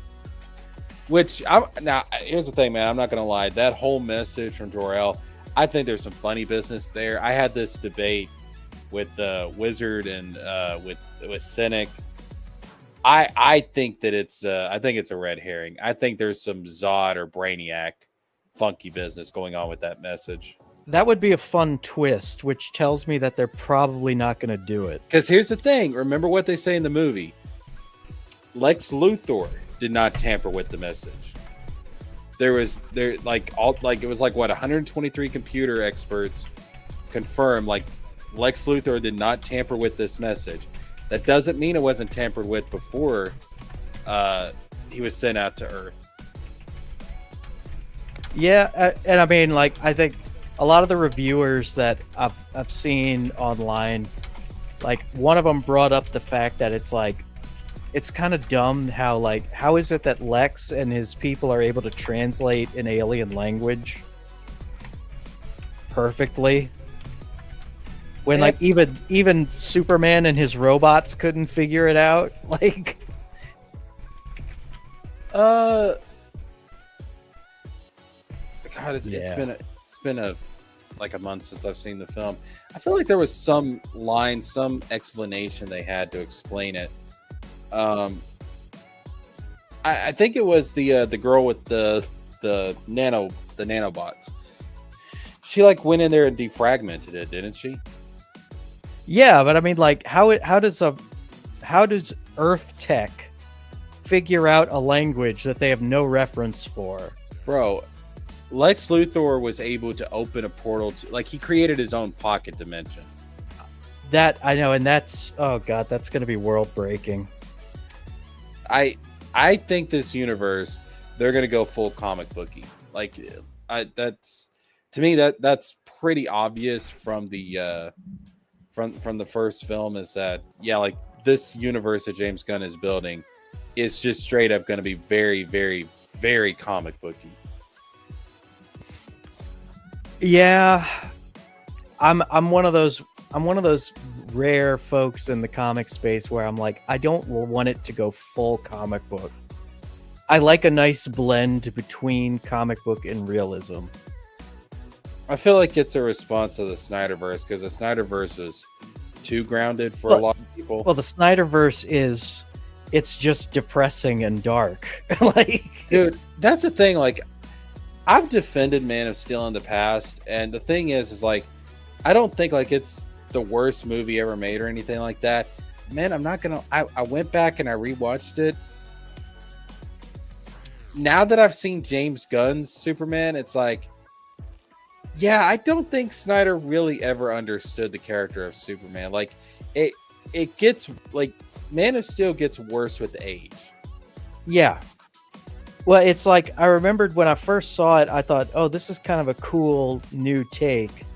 But again, like, I think when it got to the ending fight, my whole thought process was, I wouldn't want to see this in a Superman movie, but I'd love this in a Dragon Ball movie. Yeah. Like, like, honestly, the action scenes in Man of Steel are the closest we've ever come to live action Dragon Ball.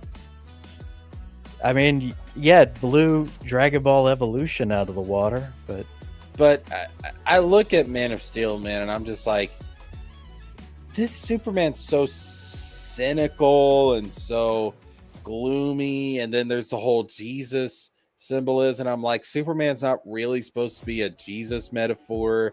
He's more of a Moses metaphor than anything else. And I'm looking at him like, this isn't really Superman. Like, every time I rewatch, it's like, this is not really Superman. This is, I don't know what you would call this. And I'm a Catholic, and my thing is, like, I don't like blatant one-to-one comparisons with Jesus. It's like, if you're gonna do a Jesus metaphor, you got to make it subtle.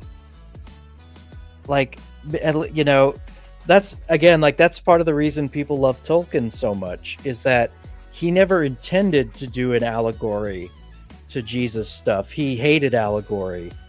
But, like, just in the natural process of building his mythology, it kind of leaked out subconsciously. Yeah, because I think there's even like I think in the books there's a prophecy called the Old Hope or something like that, and it basically says, like, the age of man has to come because Eru Ilúvatar is going to step into the world as a man. And I'm like, oh, this is like an ancient prophecy for Jesus, pretty much. Yeah. Pretty much, yeah. Yeah, and that's, you know, the whole allegory thing. That's one reason why he had issues with the Chronicles of Narnia, because, yeah, as, like, spoiler guys, but Aslan is Jesus. Wait, what? Yeah, Voyage of the Dawn I never Treader, would have figured that out. Voyage of the Dawn Treader, he straight up just says it. Like, Lucy's like, like, is there, like, do you exist in our world, Aslan? And he's like, he doesn't say I do. He says I am. Straight out of the Bible, I am. But there I am known by another name. You must come to know me by that name. And like literally you can hear in the background somebody shouting, "He is Jesus, he is Jesus, he is Jesus." Oh shit, sleeping psychopathy is here. He's And sleeping. And she's shocked by Dark Gift being here, being bored to tears by our nerding out. Roy Jens asked, "Didn't Superman let Pa Kent die?" Let me tell you why that scene is so stupid. Oh, you don't need to say it. It's self-evident. Do you know how fast Superman is? Even if the intention was to keep his powers hidden, he could have done it. He is so fast. He could have rushed in there, grabbed Pa Kent, been out of there without anybody even seeing him. Yep. Like, that's how stupid the logic in that scene is. It's like, this is Superman. He didn't even have to like bring him back to where they were. He could have like kept going straight till he got to the other side of the tornado and got back, and still no one would have noticed. Exactly. It's like, bro, come on. The way the scene is played out, it's like it's supposed to be so emotional and impactful, and it's just like, no, this is really dumb. Like once you just think about it for more than a minute, this whole scene falls apart. It's really, really dumb. Hey, oh god. And no, I mean, like, and for me personally, I don't like Kevin Costner as an actor. I don't think he's as great as he's made out to be, and I just did not like that choice. And plus, I think I'm biased because to me, the best Pa Kent will always be John Schneider. Dude, damn it. Man of Steel Pa Kent, when Clark said, "So what am I supposed to do? Just let them die?" And he's like, "Maybe." Yeah, maybe. It's like, what the fuck? No! Yeah, you know. What kind of advice is that? You know, the world is gray, man. He said, I don't know, maybe. It's like, what? You know, like, I would have loved if they had done a Superman movie with the Smallville cast. Weren't they going to do a movie? I think there were talks about it, and then it fell through, and then now Michael Rosenbaum and what's the name of Superman's actor? Tom Welling. Yeah, they're talking about doing an animated series together. But well, they had a podcast. I don't know if it's still going, but they have a podcast together. Yeah. Yeah, and they mentioned it on there, but I think it's like stuck in development hell. I don't think they were planning on like a theatrical film, but I kind of remember there was like consideration for like a made-for-TV movie. And I know that in the Crisis on Infinite Earths with the Arrowverse, which fell into shit like as each show hit season 4, on the Crisis on Infinite Earths, they did a little cameo with Tom Welling as Clark, but this version decided, oh, I gave up my powers to be a family man. It's like, okay, so you just ruined all of the buildup of that show. Yeah. Fantastic. Well, they did because what was that? What did they do? 10 seasons of that? Yep. Or I think even 11. I think there was an 11, and like I think they continued it in the comic book, like every other TV show from like the late 90s and early 2000s. Like they did like a Smallville season 11 or something like that in comic form. No, Arrow was awesome for the first couple of I think it was like for the first 2 seasons. I liked the 3rd season just because I love Ra's al Ghul and I'll watch him in anything. But I think once they hit season 4, it fell off a cliff real fast. I did think it was an odd choice to have Ra's al Ghul be a Green Arrow villain. I'm like, yeah, they were doing a lot of mixing because I think in the early days they really wanted to do Batman and they couldn't. Yes. So yeah. And in the early days of the Green Arrow comic, I think Arrow was kind of meant to be a substitute for Batman. Only his specialty was he hated right-wing people. Like, that was his whole thing. Oh, Wait, Gotham wasn't running during the first couple of seasons of Arrow. I don't remember. Like I think Gotham and Arrow did overlap eventually, but Gotham came like a few years later, didn't it? Another example of a show that started off really strong and then just fell apart. Yeah. Yeah, I stopped watching after like the third season. I knew there was a problem with Gotham when I realized they couldn't actually use like the Joker, and it was like all these Joker substitutes, and I'm like, okay, listen, either do the Joker or don't do the Joker. Well, they did eventually use the Joker, but what they did was they had it to where the Joker is technically twins, and that the first I hated that. The That was first so twin dumb. did like several versions of the Joker that we've seen, and then the second twin did like a couple of others mixed with like just making him ultra serious, which was weird. All right, so Arrow premiered October 10th, 2012, and Gotham was September 2014. So Gotham was probably in development already. So Okay, because I just remember like the first couple of seasons of Arrow, like Gotham was not Gotham was not running alongside like early Arrow. It came like, back then, DC had a bunch of shows in development. That was like right around the same time they did Constantine over on what was it, was it Fox or Channel 7 or something like that? One season. So yeah, they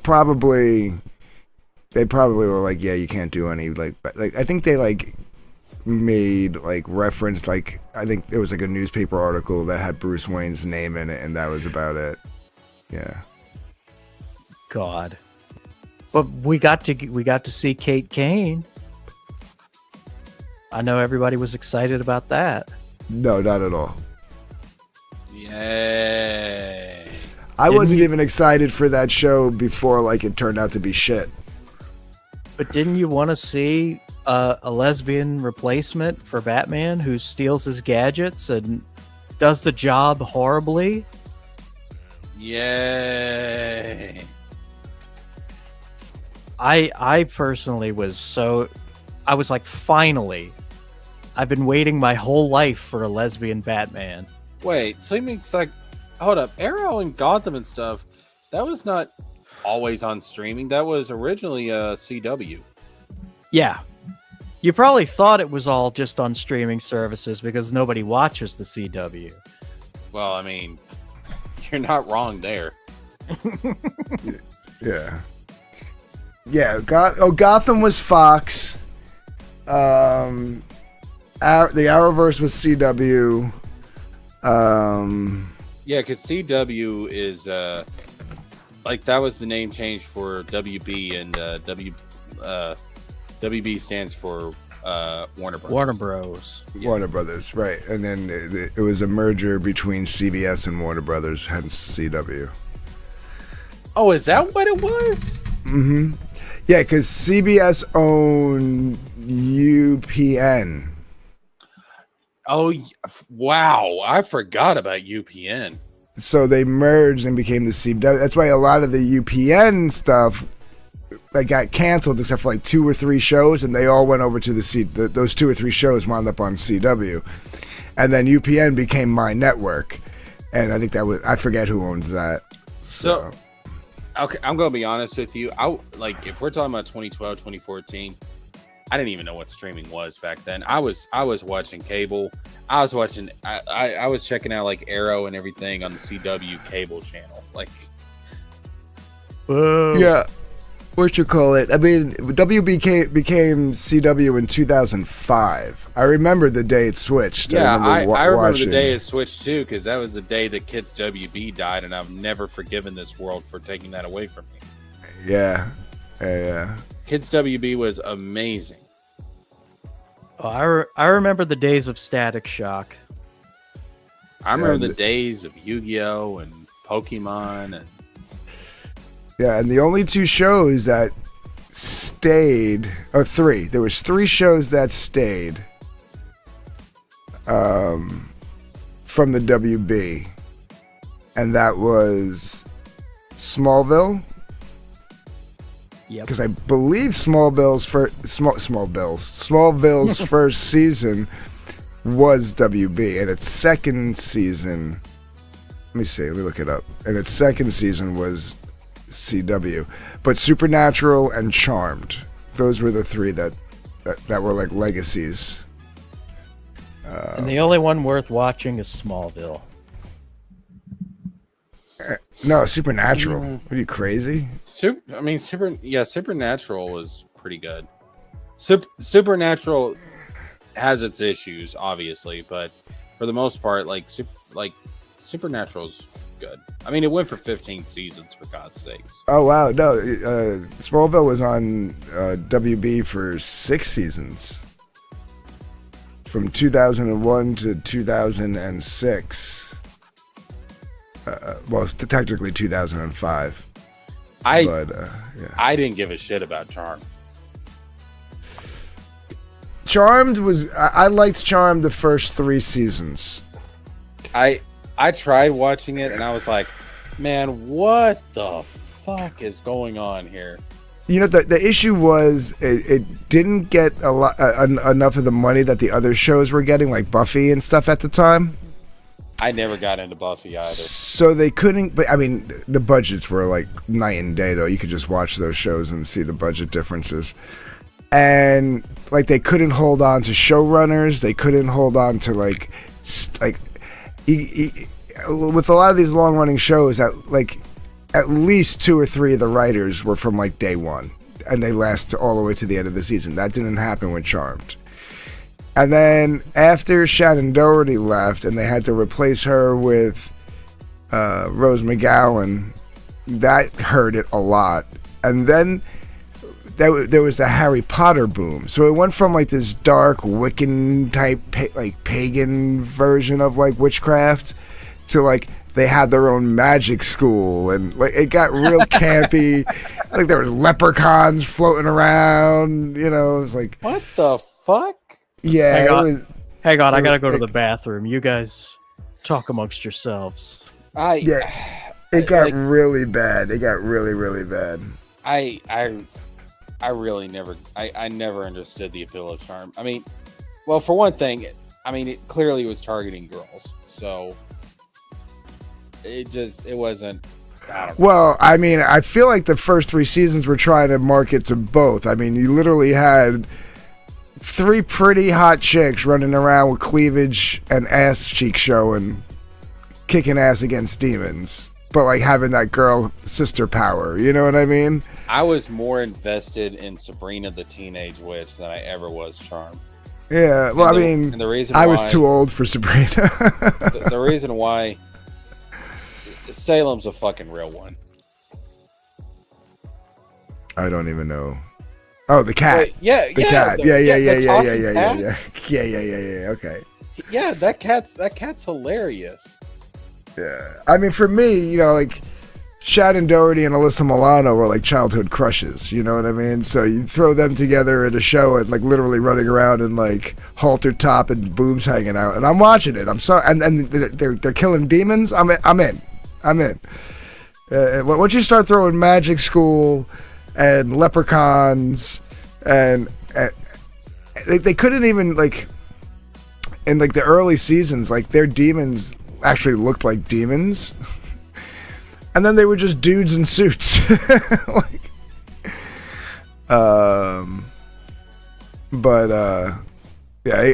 like fell off after season 3, like for sure.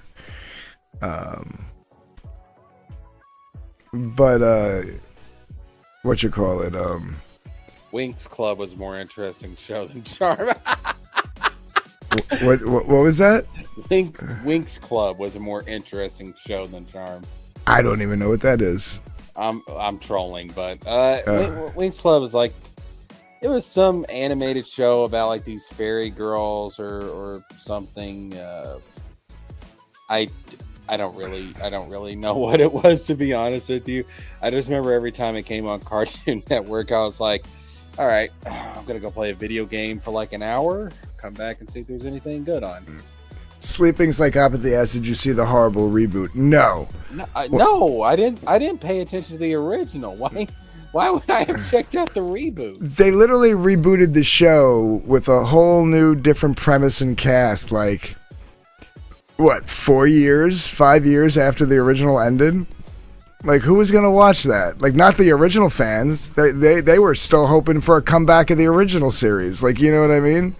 So, and then when I read the premise, they went straight for the half-sister right off the bat, right? Like, they didn't even try to have them be like they went right for the half-sister gimmick, which was like how they brought in Rose McGowan's character. But they went with like the broken home aspect. Like I was like, oh, this is going to be horrible. So you're saying there was a sibling that one of the main characters didn't even know existed? In the original series, yes. In the new reboot, no, they knew about each other. Just the one was like, you know, she was Mama's first daughter from another marriage. Oh, a sister from another mister. Yeah. What I missed? No, we're just Sleeping Psychopathy was asking if anybody saw the reboot Charmed. They were like, no, fuck no. I didn't even see the original. If you ever decide to go watch it for the first time, just watch the first 3 seasons, and then just after because it ends on a cliffhanger. Just imagine that like they won.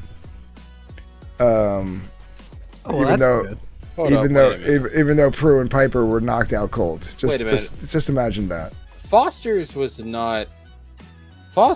CW. That was on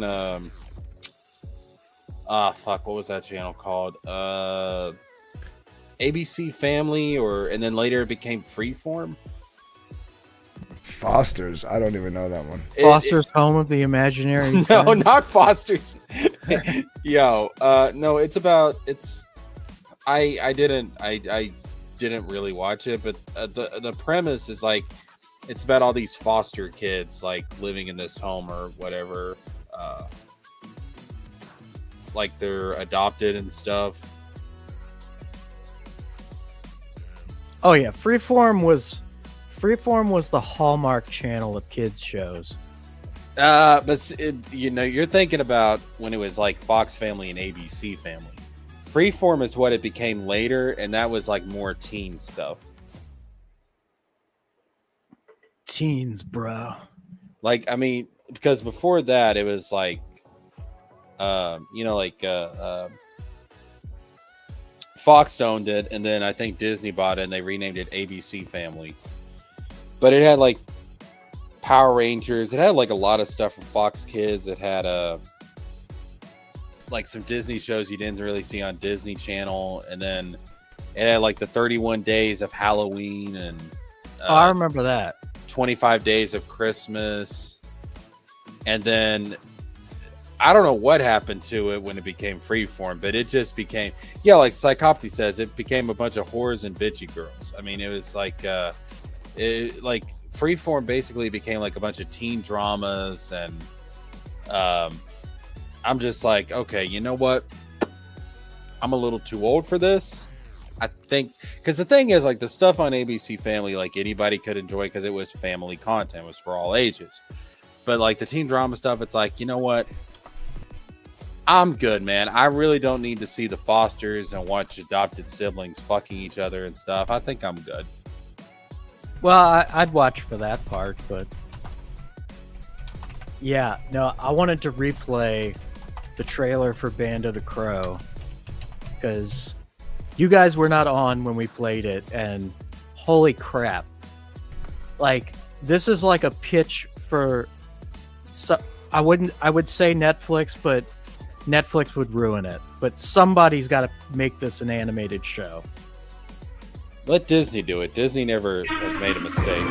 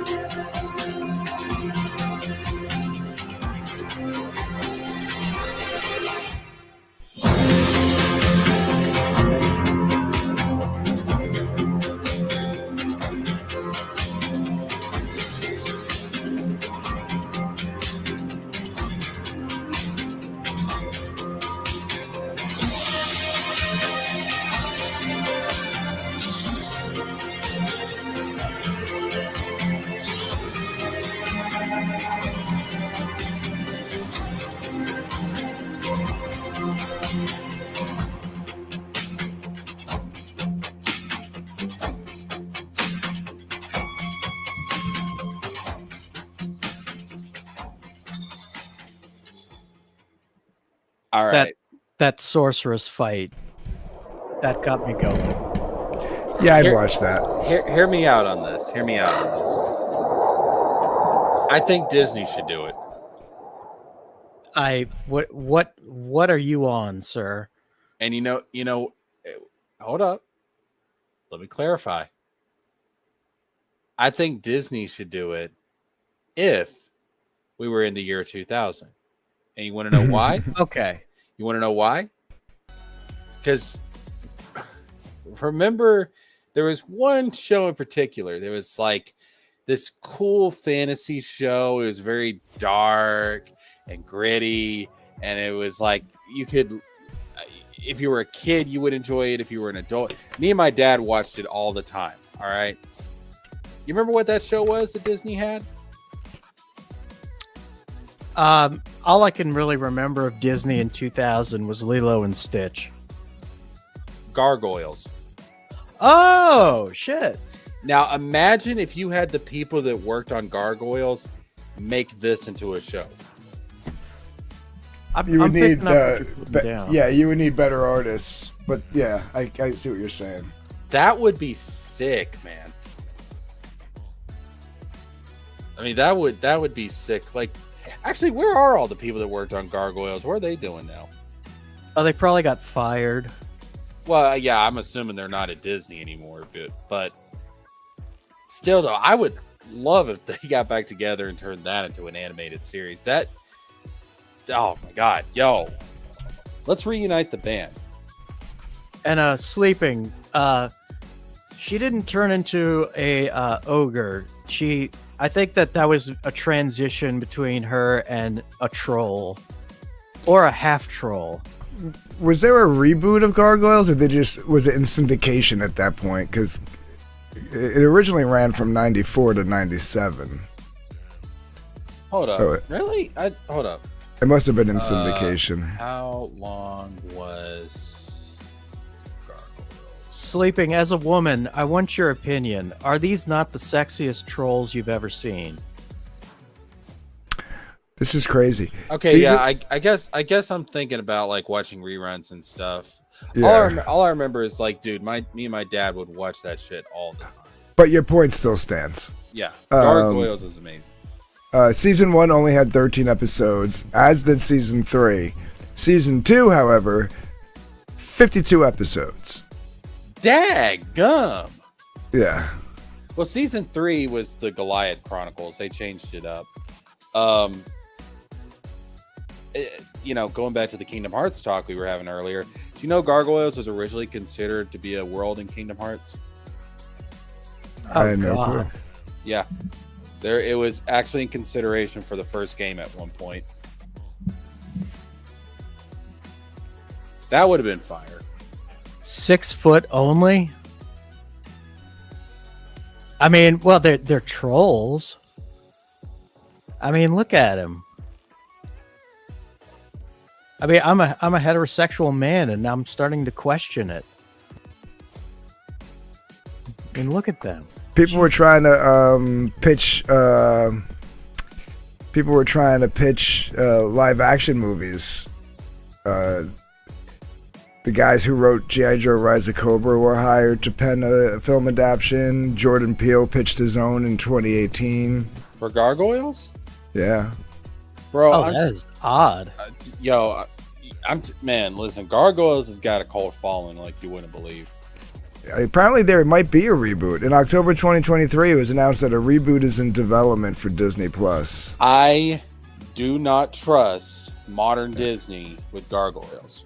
Yeah, that show. Listen, that show was something special, man. Like that brought generations together. I'm sorry, but modern Disney's not creative enough to do Gargoyles any justice. No. Yeah. Well, I mean, if they got Keith David back, maybe. They can't do it, man. Like, it's just they don't have it in them to do something like Gargoyles right now. Maybe I had one day. I had confusing sexual feelings for Demona. Listen, man, bruh, it's all right, okay. It's similar. Have you met my friend Ruby King? Ruby and I, the main thing we have in common, our sexual awakenings were Ryoko trying to kill Tenchi. Well, you have something else in common. So Gargoyles, they're kind of bat-like and everything. Demona's kind of bat-like. Ruby also wants to fuck a bat named Rouge. So, y'all have that in common. Well, I know he wanted Fembat. Ruby's gonna go to hell when he dies. I can see that. I mean, God, listen, we're gonna get to heaven. We're gonna ask God where Ruby is, and God's gonna be like, he wanted to fuck a bat. He was never going to make it up here. Can't he make an exception just this once? No. Because if he makes an exception for Ruby, he has to make an exception for everybody. Look, God understands that sometimes when you look at trolls that look like this, you're just like, you got to just try it just once. It's like, I can tell you right now, I have never looked at a troll and thought, not before this book. I mean, I never, like, the trolls in Tolkien were grotesque, but I mean, these trolls. I think the closest thing I've ever come to wanting to fuck something like that would be a mermaid. See, I'm the opposite. I would not, because there's just fishy parts down there. You don't know that. You got nothing. How do you know with. that? Well, look at them. I think Tom Hanks would beg to differ. It's just a different scenario, like everybody. There's always that loophole they use with like with Ariel, where it's like, oh, she turns into a human. When I was a kid, cop out. When I was a kid, I had a huge crush on Ariel. See, Jasmine was more my speed. I can see that. I also had a thing for Belle. I didn't, for some reason. I thought the Beast was cool. Apparently, so did Disney. Disney thinks that Beast is like their version of Wolverine. Have you played Kingdom Hearts? Yes, that's why I'm saying that. Yo, Beast is a badass in Kingdom Hearts. Like, bro, it's like his lunge attacks and stuff. It's like, dadgum, you just took off like 3/4 of that Heartless's health bar. Like, holy shit. I'm starting to get the vibe that you might be a fan of Kingdom Hearts. A little bit. It's just a little inkling. A little bit. See, I liked Kingdom Hearts, but at the same time, like, for the most part, I started playing it because it was the closest thing I had to a fully realized Cloud Strife, and he was barely in it. That's why it's called a cameo. I did enjoy Squall's cameo, and I was pissed off that they named him Leon. So it's like, what is the point of that? Why can't you just call him Squall? Because his world fell to the Heartless. His name actually is Squall. I know. Even in Kingdom Hearts, his name is Squall. I know. I remember. his world was destroyed. Because Christy Carlson Romano's version of Yuffie called him Squall. Right. So, like, his world was destroyed, and he had basically survivor's guilt. And so to disassociate himself with the boy who was like too weak to save his world, he started calling himself Leon. Well, I get the vibe that the real story is probably some stupid licensing issue where Disney's like, oh, just call him Leon or something. He likes lions, right? We'll just throw Leon on there. But that was the backstory, and then apparently, like, there, I don't know if Renoa exists in Kingdom Hearts or not. There was like a little teaser at the end of Kingdom Hearts 2 where he like opens up a letter and you see like the symbol that's on the back of Renoa's clothes like flies out of it. I did not catch that. Yeah, so it's like, does Renoa exist? But like, you never hear Leon talk about her. You never hear him talk about her. There's no indication that she exists.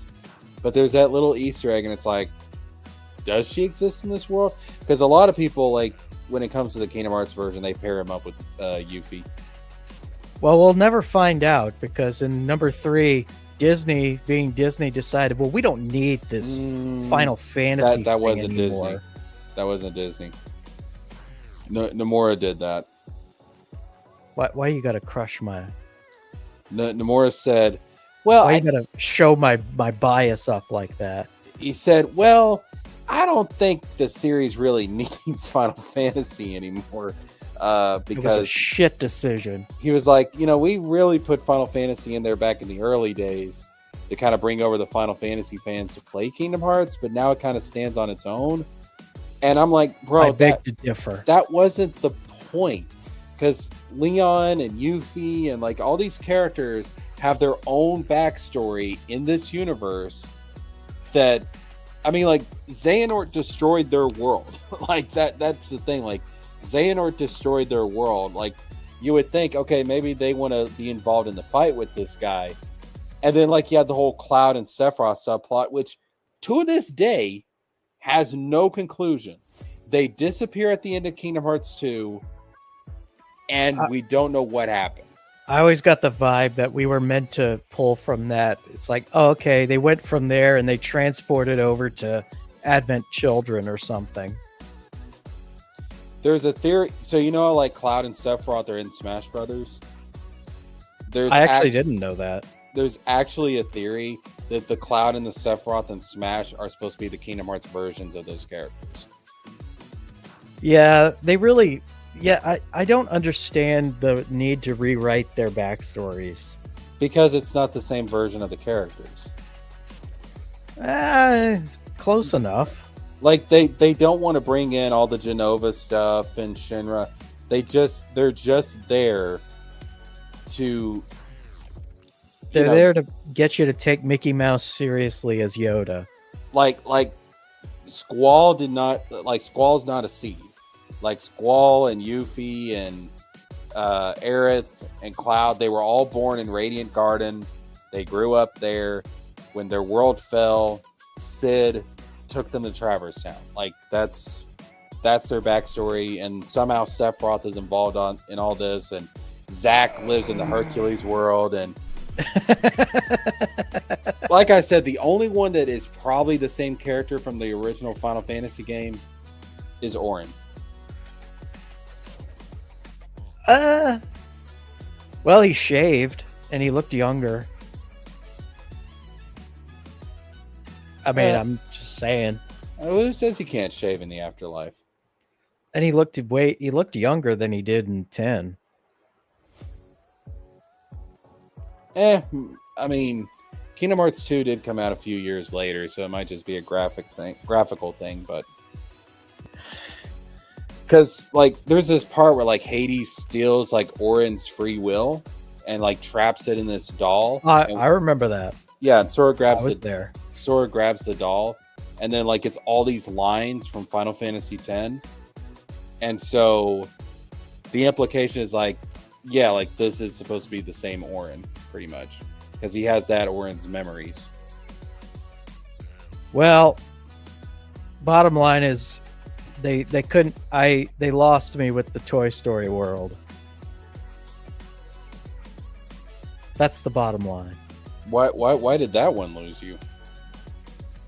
I mean, I'm not. Well, they lost me with other worlds too, but that one in particular, I thought like this is so fucking stupid. But What, yeah. Toy Story? Is that what you said? There's a world like in Kingdom Hearts 3. One of the Disney worlds you go to is the Toy Story world, and you're basically fighting a bunch of toys. And I'm thinking like this is so fucking dumb. And they try to interweave the badass mystery of the Xehanorts and all that shit, and it's just a weird ass game series. That's the point. It's like when it first came out, my brain could not process it. And Gaston was in the wrong because Beast was cool in the Beauty and the Beast. I mean, he was cool. Like they had some really great cinematic shots of him looking menacing. But Disney thinks that that's their equivalent of Wolverine, and they're gonna milk the hell out of that. Wait, why did they like? But they have Wolverine. I know now they do. Yes. I mean, like, what are they using Beast for? As like a Wolverine stand, and like, oh wait, but we lost DG. He gave up. Like, is there like stuff coming out now to where like Beast is like showing off as this badass, or? Oh, well, I was incorporating the stuff from the Descendants movies. That's right. Oh, I saw them. I'm not ashamed to admit it. I saw 3 of them. I didn't bother with that spinoff they did. But I remember in that it felt like they were really trying to make the Beast stuff out to be like oh, that's his feral side. Well, that was you gotta watch out, y'all. That was his kid, though. Well, both of them. There were parts where Beast was like kind of like, oh, like he's starting to get a little, gotta rein it in. It was always like brief little glimpses of it. Wouldn't that be more like the Hulk instead of Wolverine, though? I compare it to Wolverine in my mind because of the whole like, oh, the animal in him, like he just goes berserk. I mean, yeah, that applies to the Hulk as well, but still. Yeah, I would say that's more Hulk than it is Wolverine. I could feel y'all staring at me like what the hell is this guy talking about? Chad, how many of y'all have seen Descendants? I mean, I know that you and I are probably the only people in our age group that have seen it, but I thought the concept was cool. I watched the first one to make fun of it when I was high, and it did not disappoint me in that area. But then the second one had some legitimately good stuff in it. And then the third one, it was like the first half was okay, and then the second half just fell off the cliff. Dude, the reveal that Hades and Maleficent got together, I'm like, how did that happen? I enjoyed that twist. Oh, I love that. I love that musical number mainly because it's the first time Disney has ever had a song where there's a dad who's singing where he's gloating about abandoning his child. That's kind of true. That was the best thing I'd ever seen in my life. And then after that, yeah. I was disappointed they didn't bring Maleficent back. Oh, I was wondering when, like, there was always that hint that they were going to. Especially because, like, oh shit, what's the girl that's like the rival to Mal? Audrey, I think her name is. I think the one that was like dating the Beast's son, like yes. in the first film. Yeah, and like in the third film, she steals Maleficent's scepter. Yeah. And you actually can hear the actress that plays Maleficent in those films tempting her to take the staff, because you hear her in the song as she's getting closer to the staff. You can hear her going, Audrey, Audrey. And I didn't know that was her. Oh yeah. And I'm like, so I thought I saw where this was going. I was like, Audrey's going to get that staff, and somehow this is all a manipulation for Maleficent to get out of that little lizard form that she's in. And that never happened. I'm like, that's well, yeah, weird. Like I think at its base, it's like I would love to rewrite those movies and like actually take it seriously instead of all the cheesy bullshit, like the cheesy, lazy storytelling that they do in it. I like that idea of like, let's do something about the kids of the characters from the Disney movies.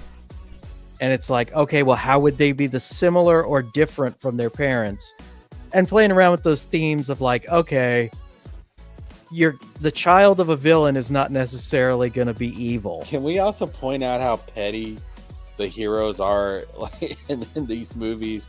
Because it literally states, if like because I was wondering, like, wait a minute, most of these villains died in their original films. Like, why are they here? How did they have kids? And it turns out, like, when I was looking it up, the villains or the heroes resurrected the villains just so they can lock them away on that island. They literally brought back the villains just to spite them. And it's like, holy shit. I have to ask you, how much did you love the fact that in the third one, they clearly were trying to make it a statement about illegal immigration? Really? Oh God, yes. It was blatant. I really didn't notice that. The whole thing about they keep all the villains locked on that island, and it's like, well, wait a minute, don't they deserve a chance and all that? And it's like, well, you know what? We're gonna go ahead and we're gonna let them free. It's like, yeah, that's totally not gonna come back to bite you in the ass a week from now. I just saw that as I didn't think about that as illegal immigration. Oh, especially like just listen to some of the lines of the characters, in particular the Evie girl, the way she talks about like standing up for the villain kids. It's like that whole thing sang of the Dreamers stuff to me. It's there. I know damn well it's there. I didn't really get that, to be honest, but okay. And I mean, it's modern Disney, so like they have to have a ham-fisted message in there somewhere. But I mean, Disney's always had a message. Like, that's the point of a story, is to teach a lesson. But the older Disney stuff was always, the lessons were always more, I guess, profound, or they were more, you could apply them beyond like politics. Well, I mean, I think the point of Descendants is you don't put the sins of the parents onto the children. No, I agree with that, and that was the aspect that I thought was interesting. I thought that's a fun way to play that story out. And I liked the decision to make the Audrey girl evil in the third one, because it's like, okay, that lesson also goes the other way.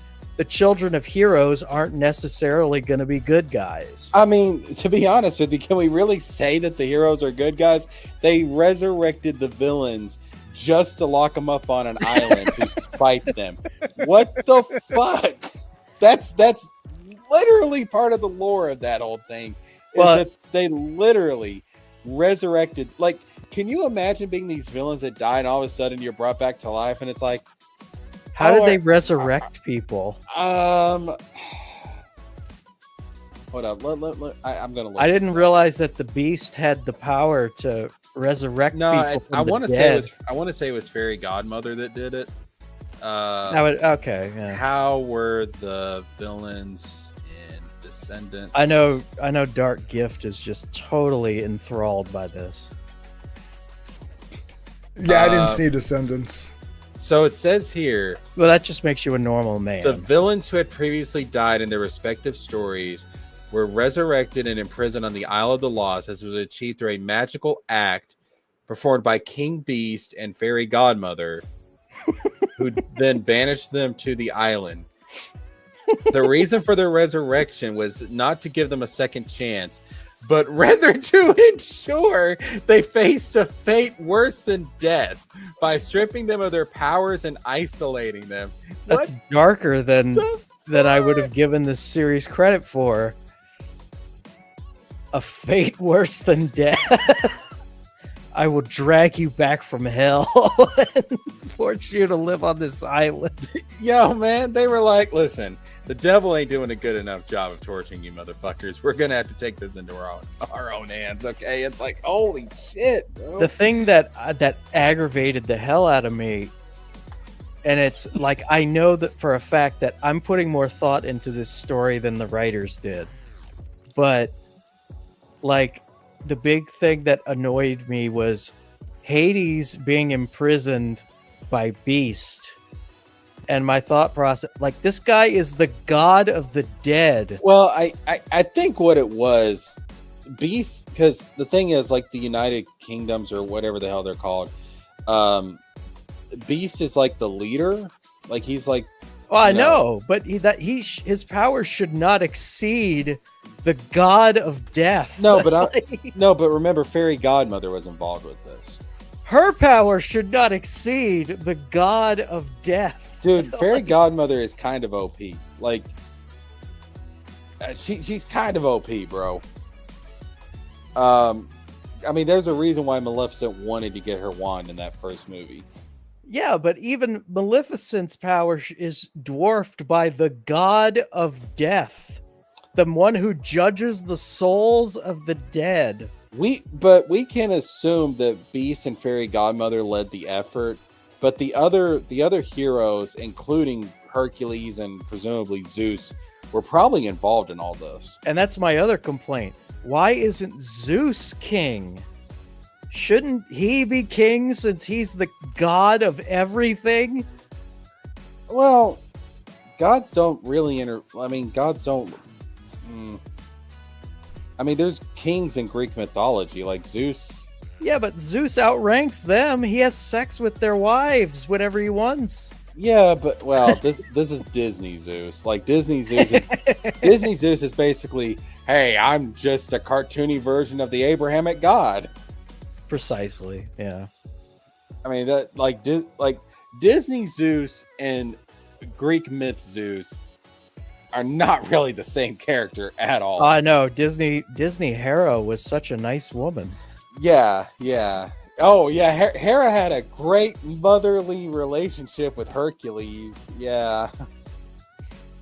Oh, God. No, it's like... For people that don't know, in Greek myth, so Megara was an actual character in the Greek myth. Like, Hera drove Hercules insane to the point that he killed Megara.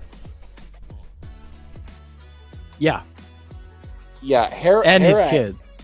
Hera hates Hercules, just like she hates all of Zeus's bastard children. Like, she was the villain of the Hercules story. Oh yeah, like Hera is like, I mean, listen, Zeus is not he's not exactly the symbol of moral righteousness, as far as, Greek mythology. You can make the argument that Hades in Greek mythology is actually more of a noble character than Zeus. Oh, way more noble. He only rapes one person. Yeah, Zeus. There is a myth where Zeus turns into a fucking swan to have sex with a woman. It's fucking insane, bro. But no, Hera. I mean, like, there's even like a Greek, like, Hera will even go after other goddesses. like I think it was Artemis. I think she went after, like there's a myth where she like grabs Artemis and screams in her ear until Artemis bleeds, and it's like, what the fuck? It's like, because again, Artemis is another kid of Zeus that he had out of wedlock.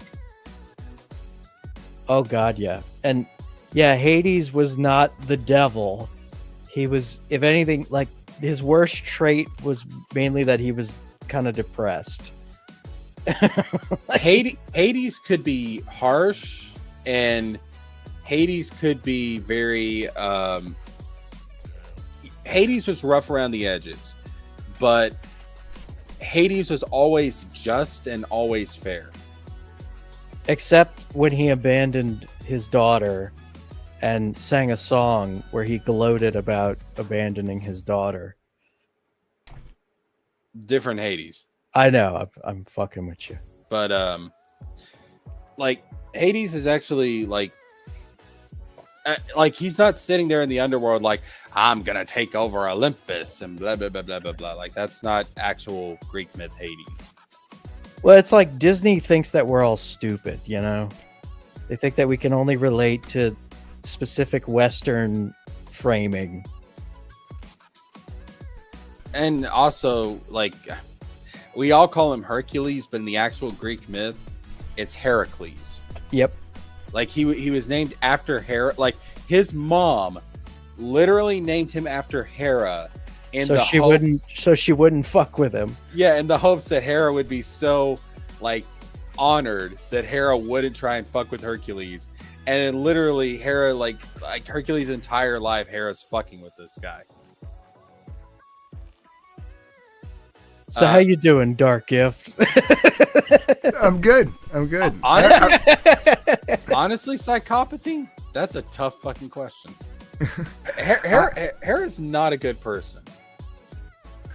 I actually do have to jump off, though.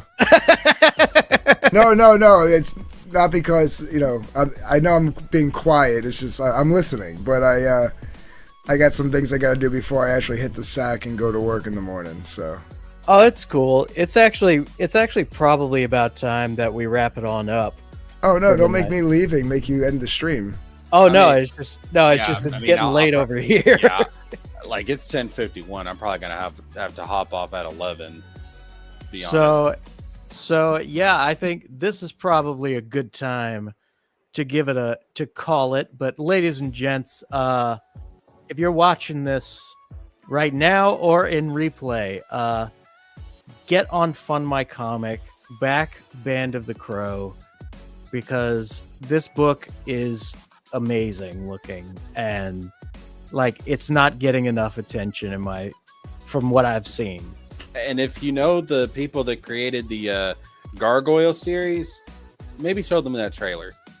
Yes, let's get them out of retirement or out of forced exile to do this. Because, I mean, holy shit. Like, yeah, this is an awesome fantasy comic. It's got the sexiest trolls you'll ever see. And, yeah...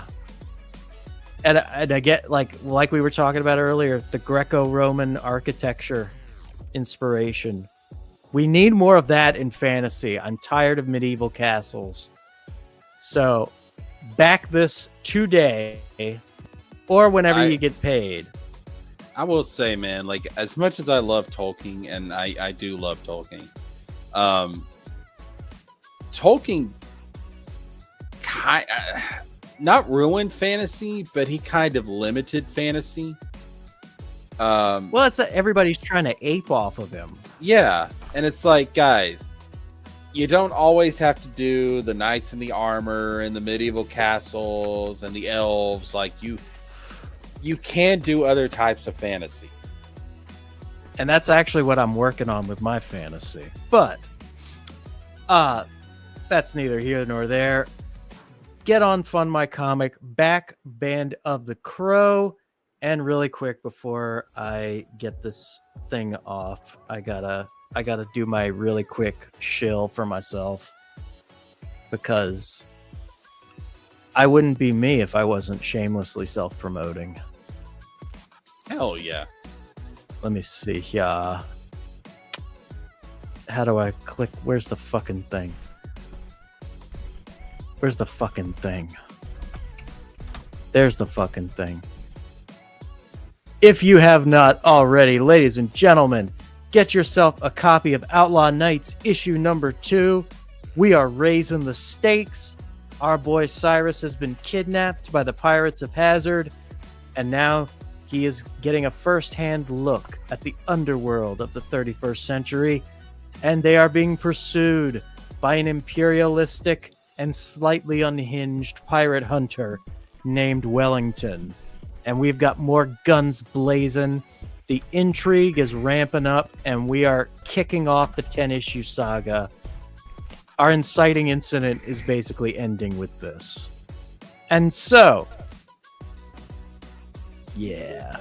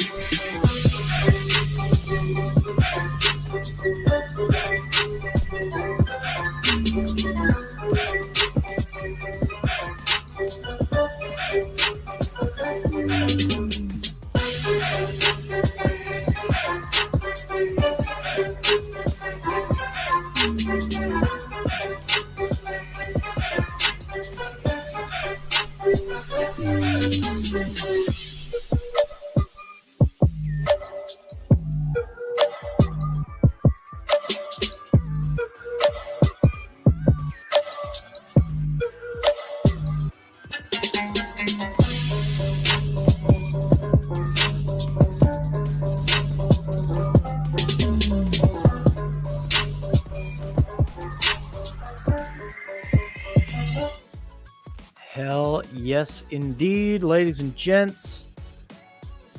So yeah, help us hit that 2K stretch goal. And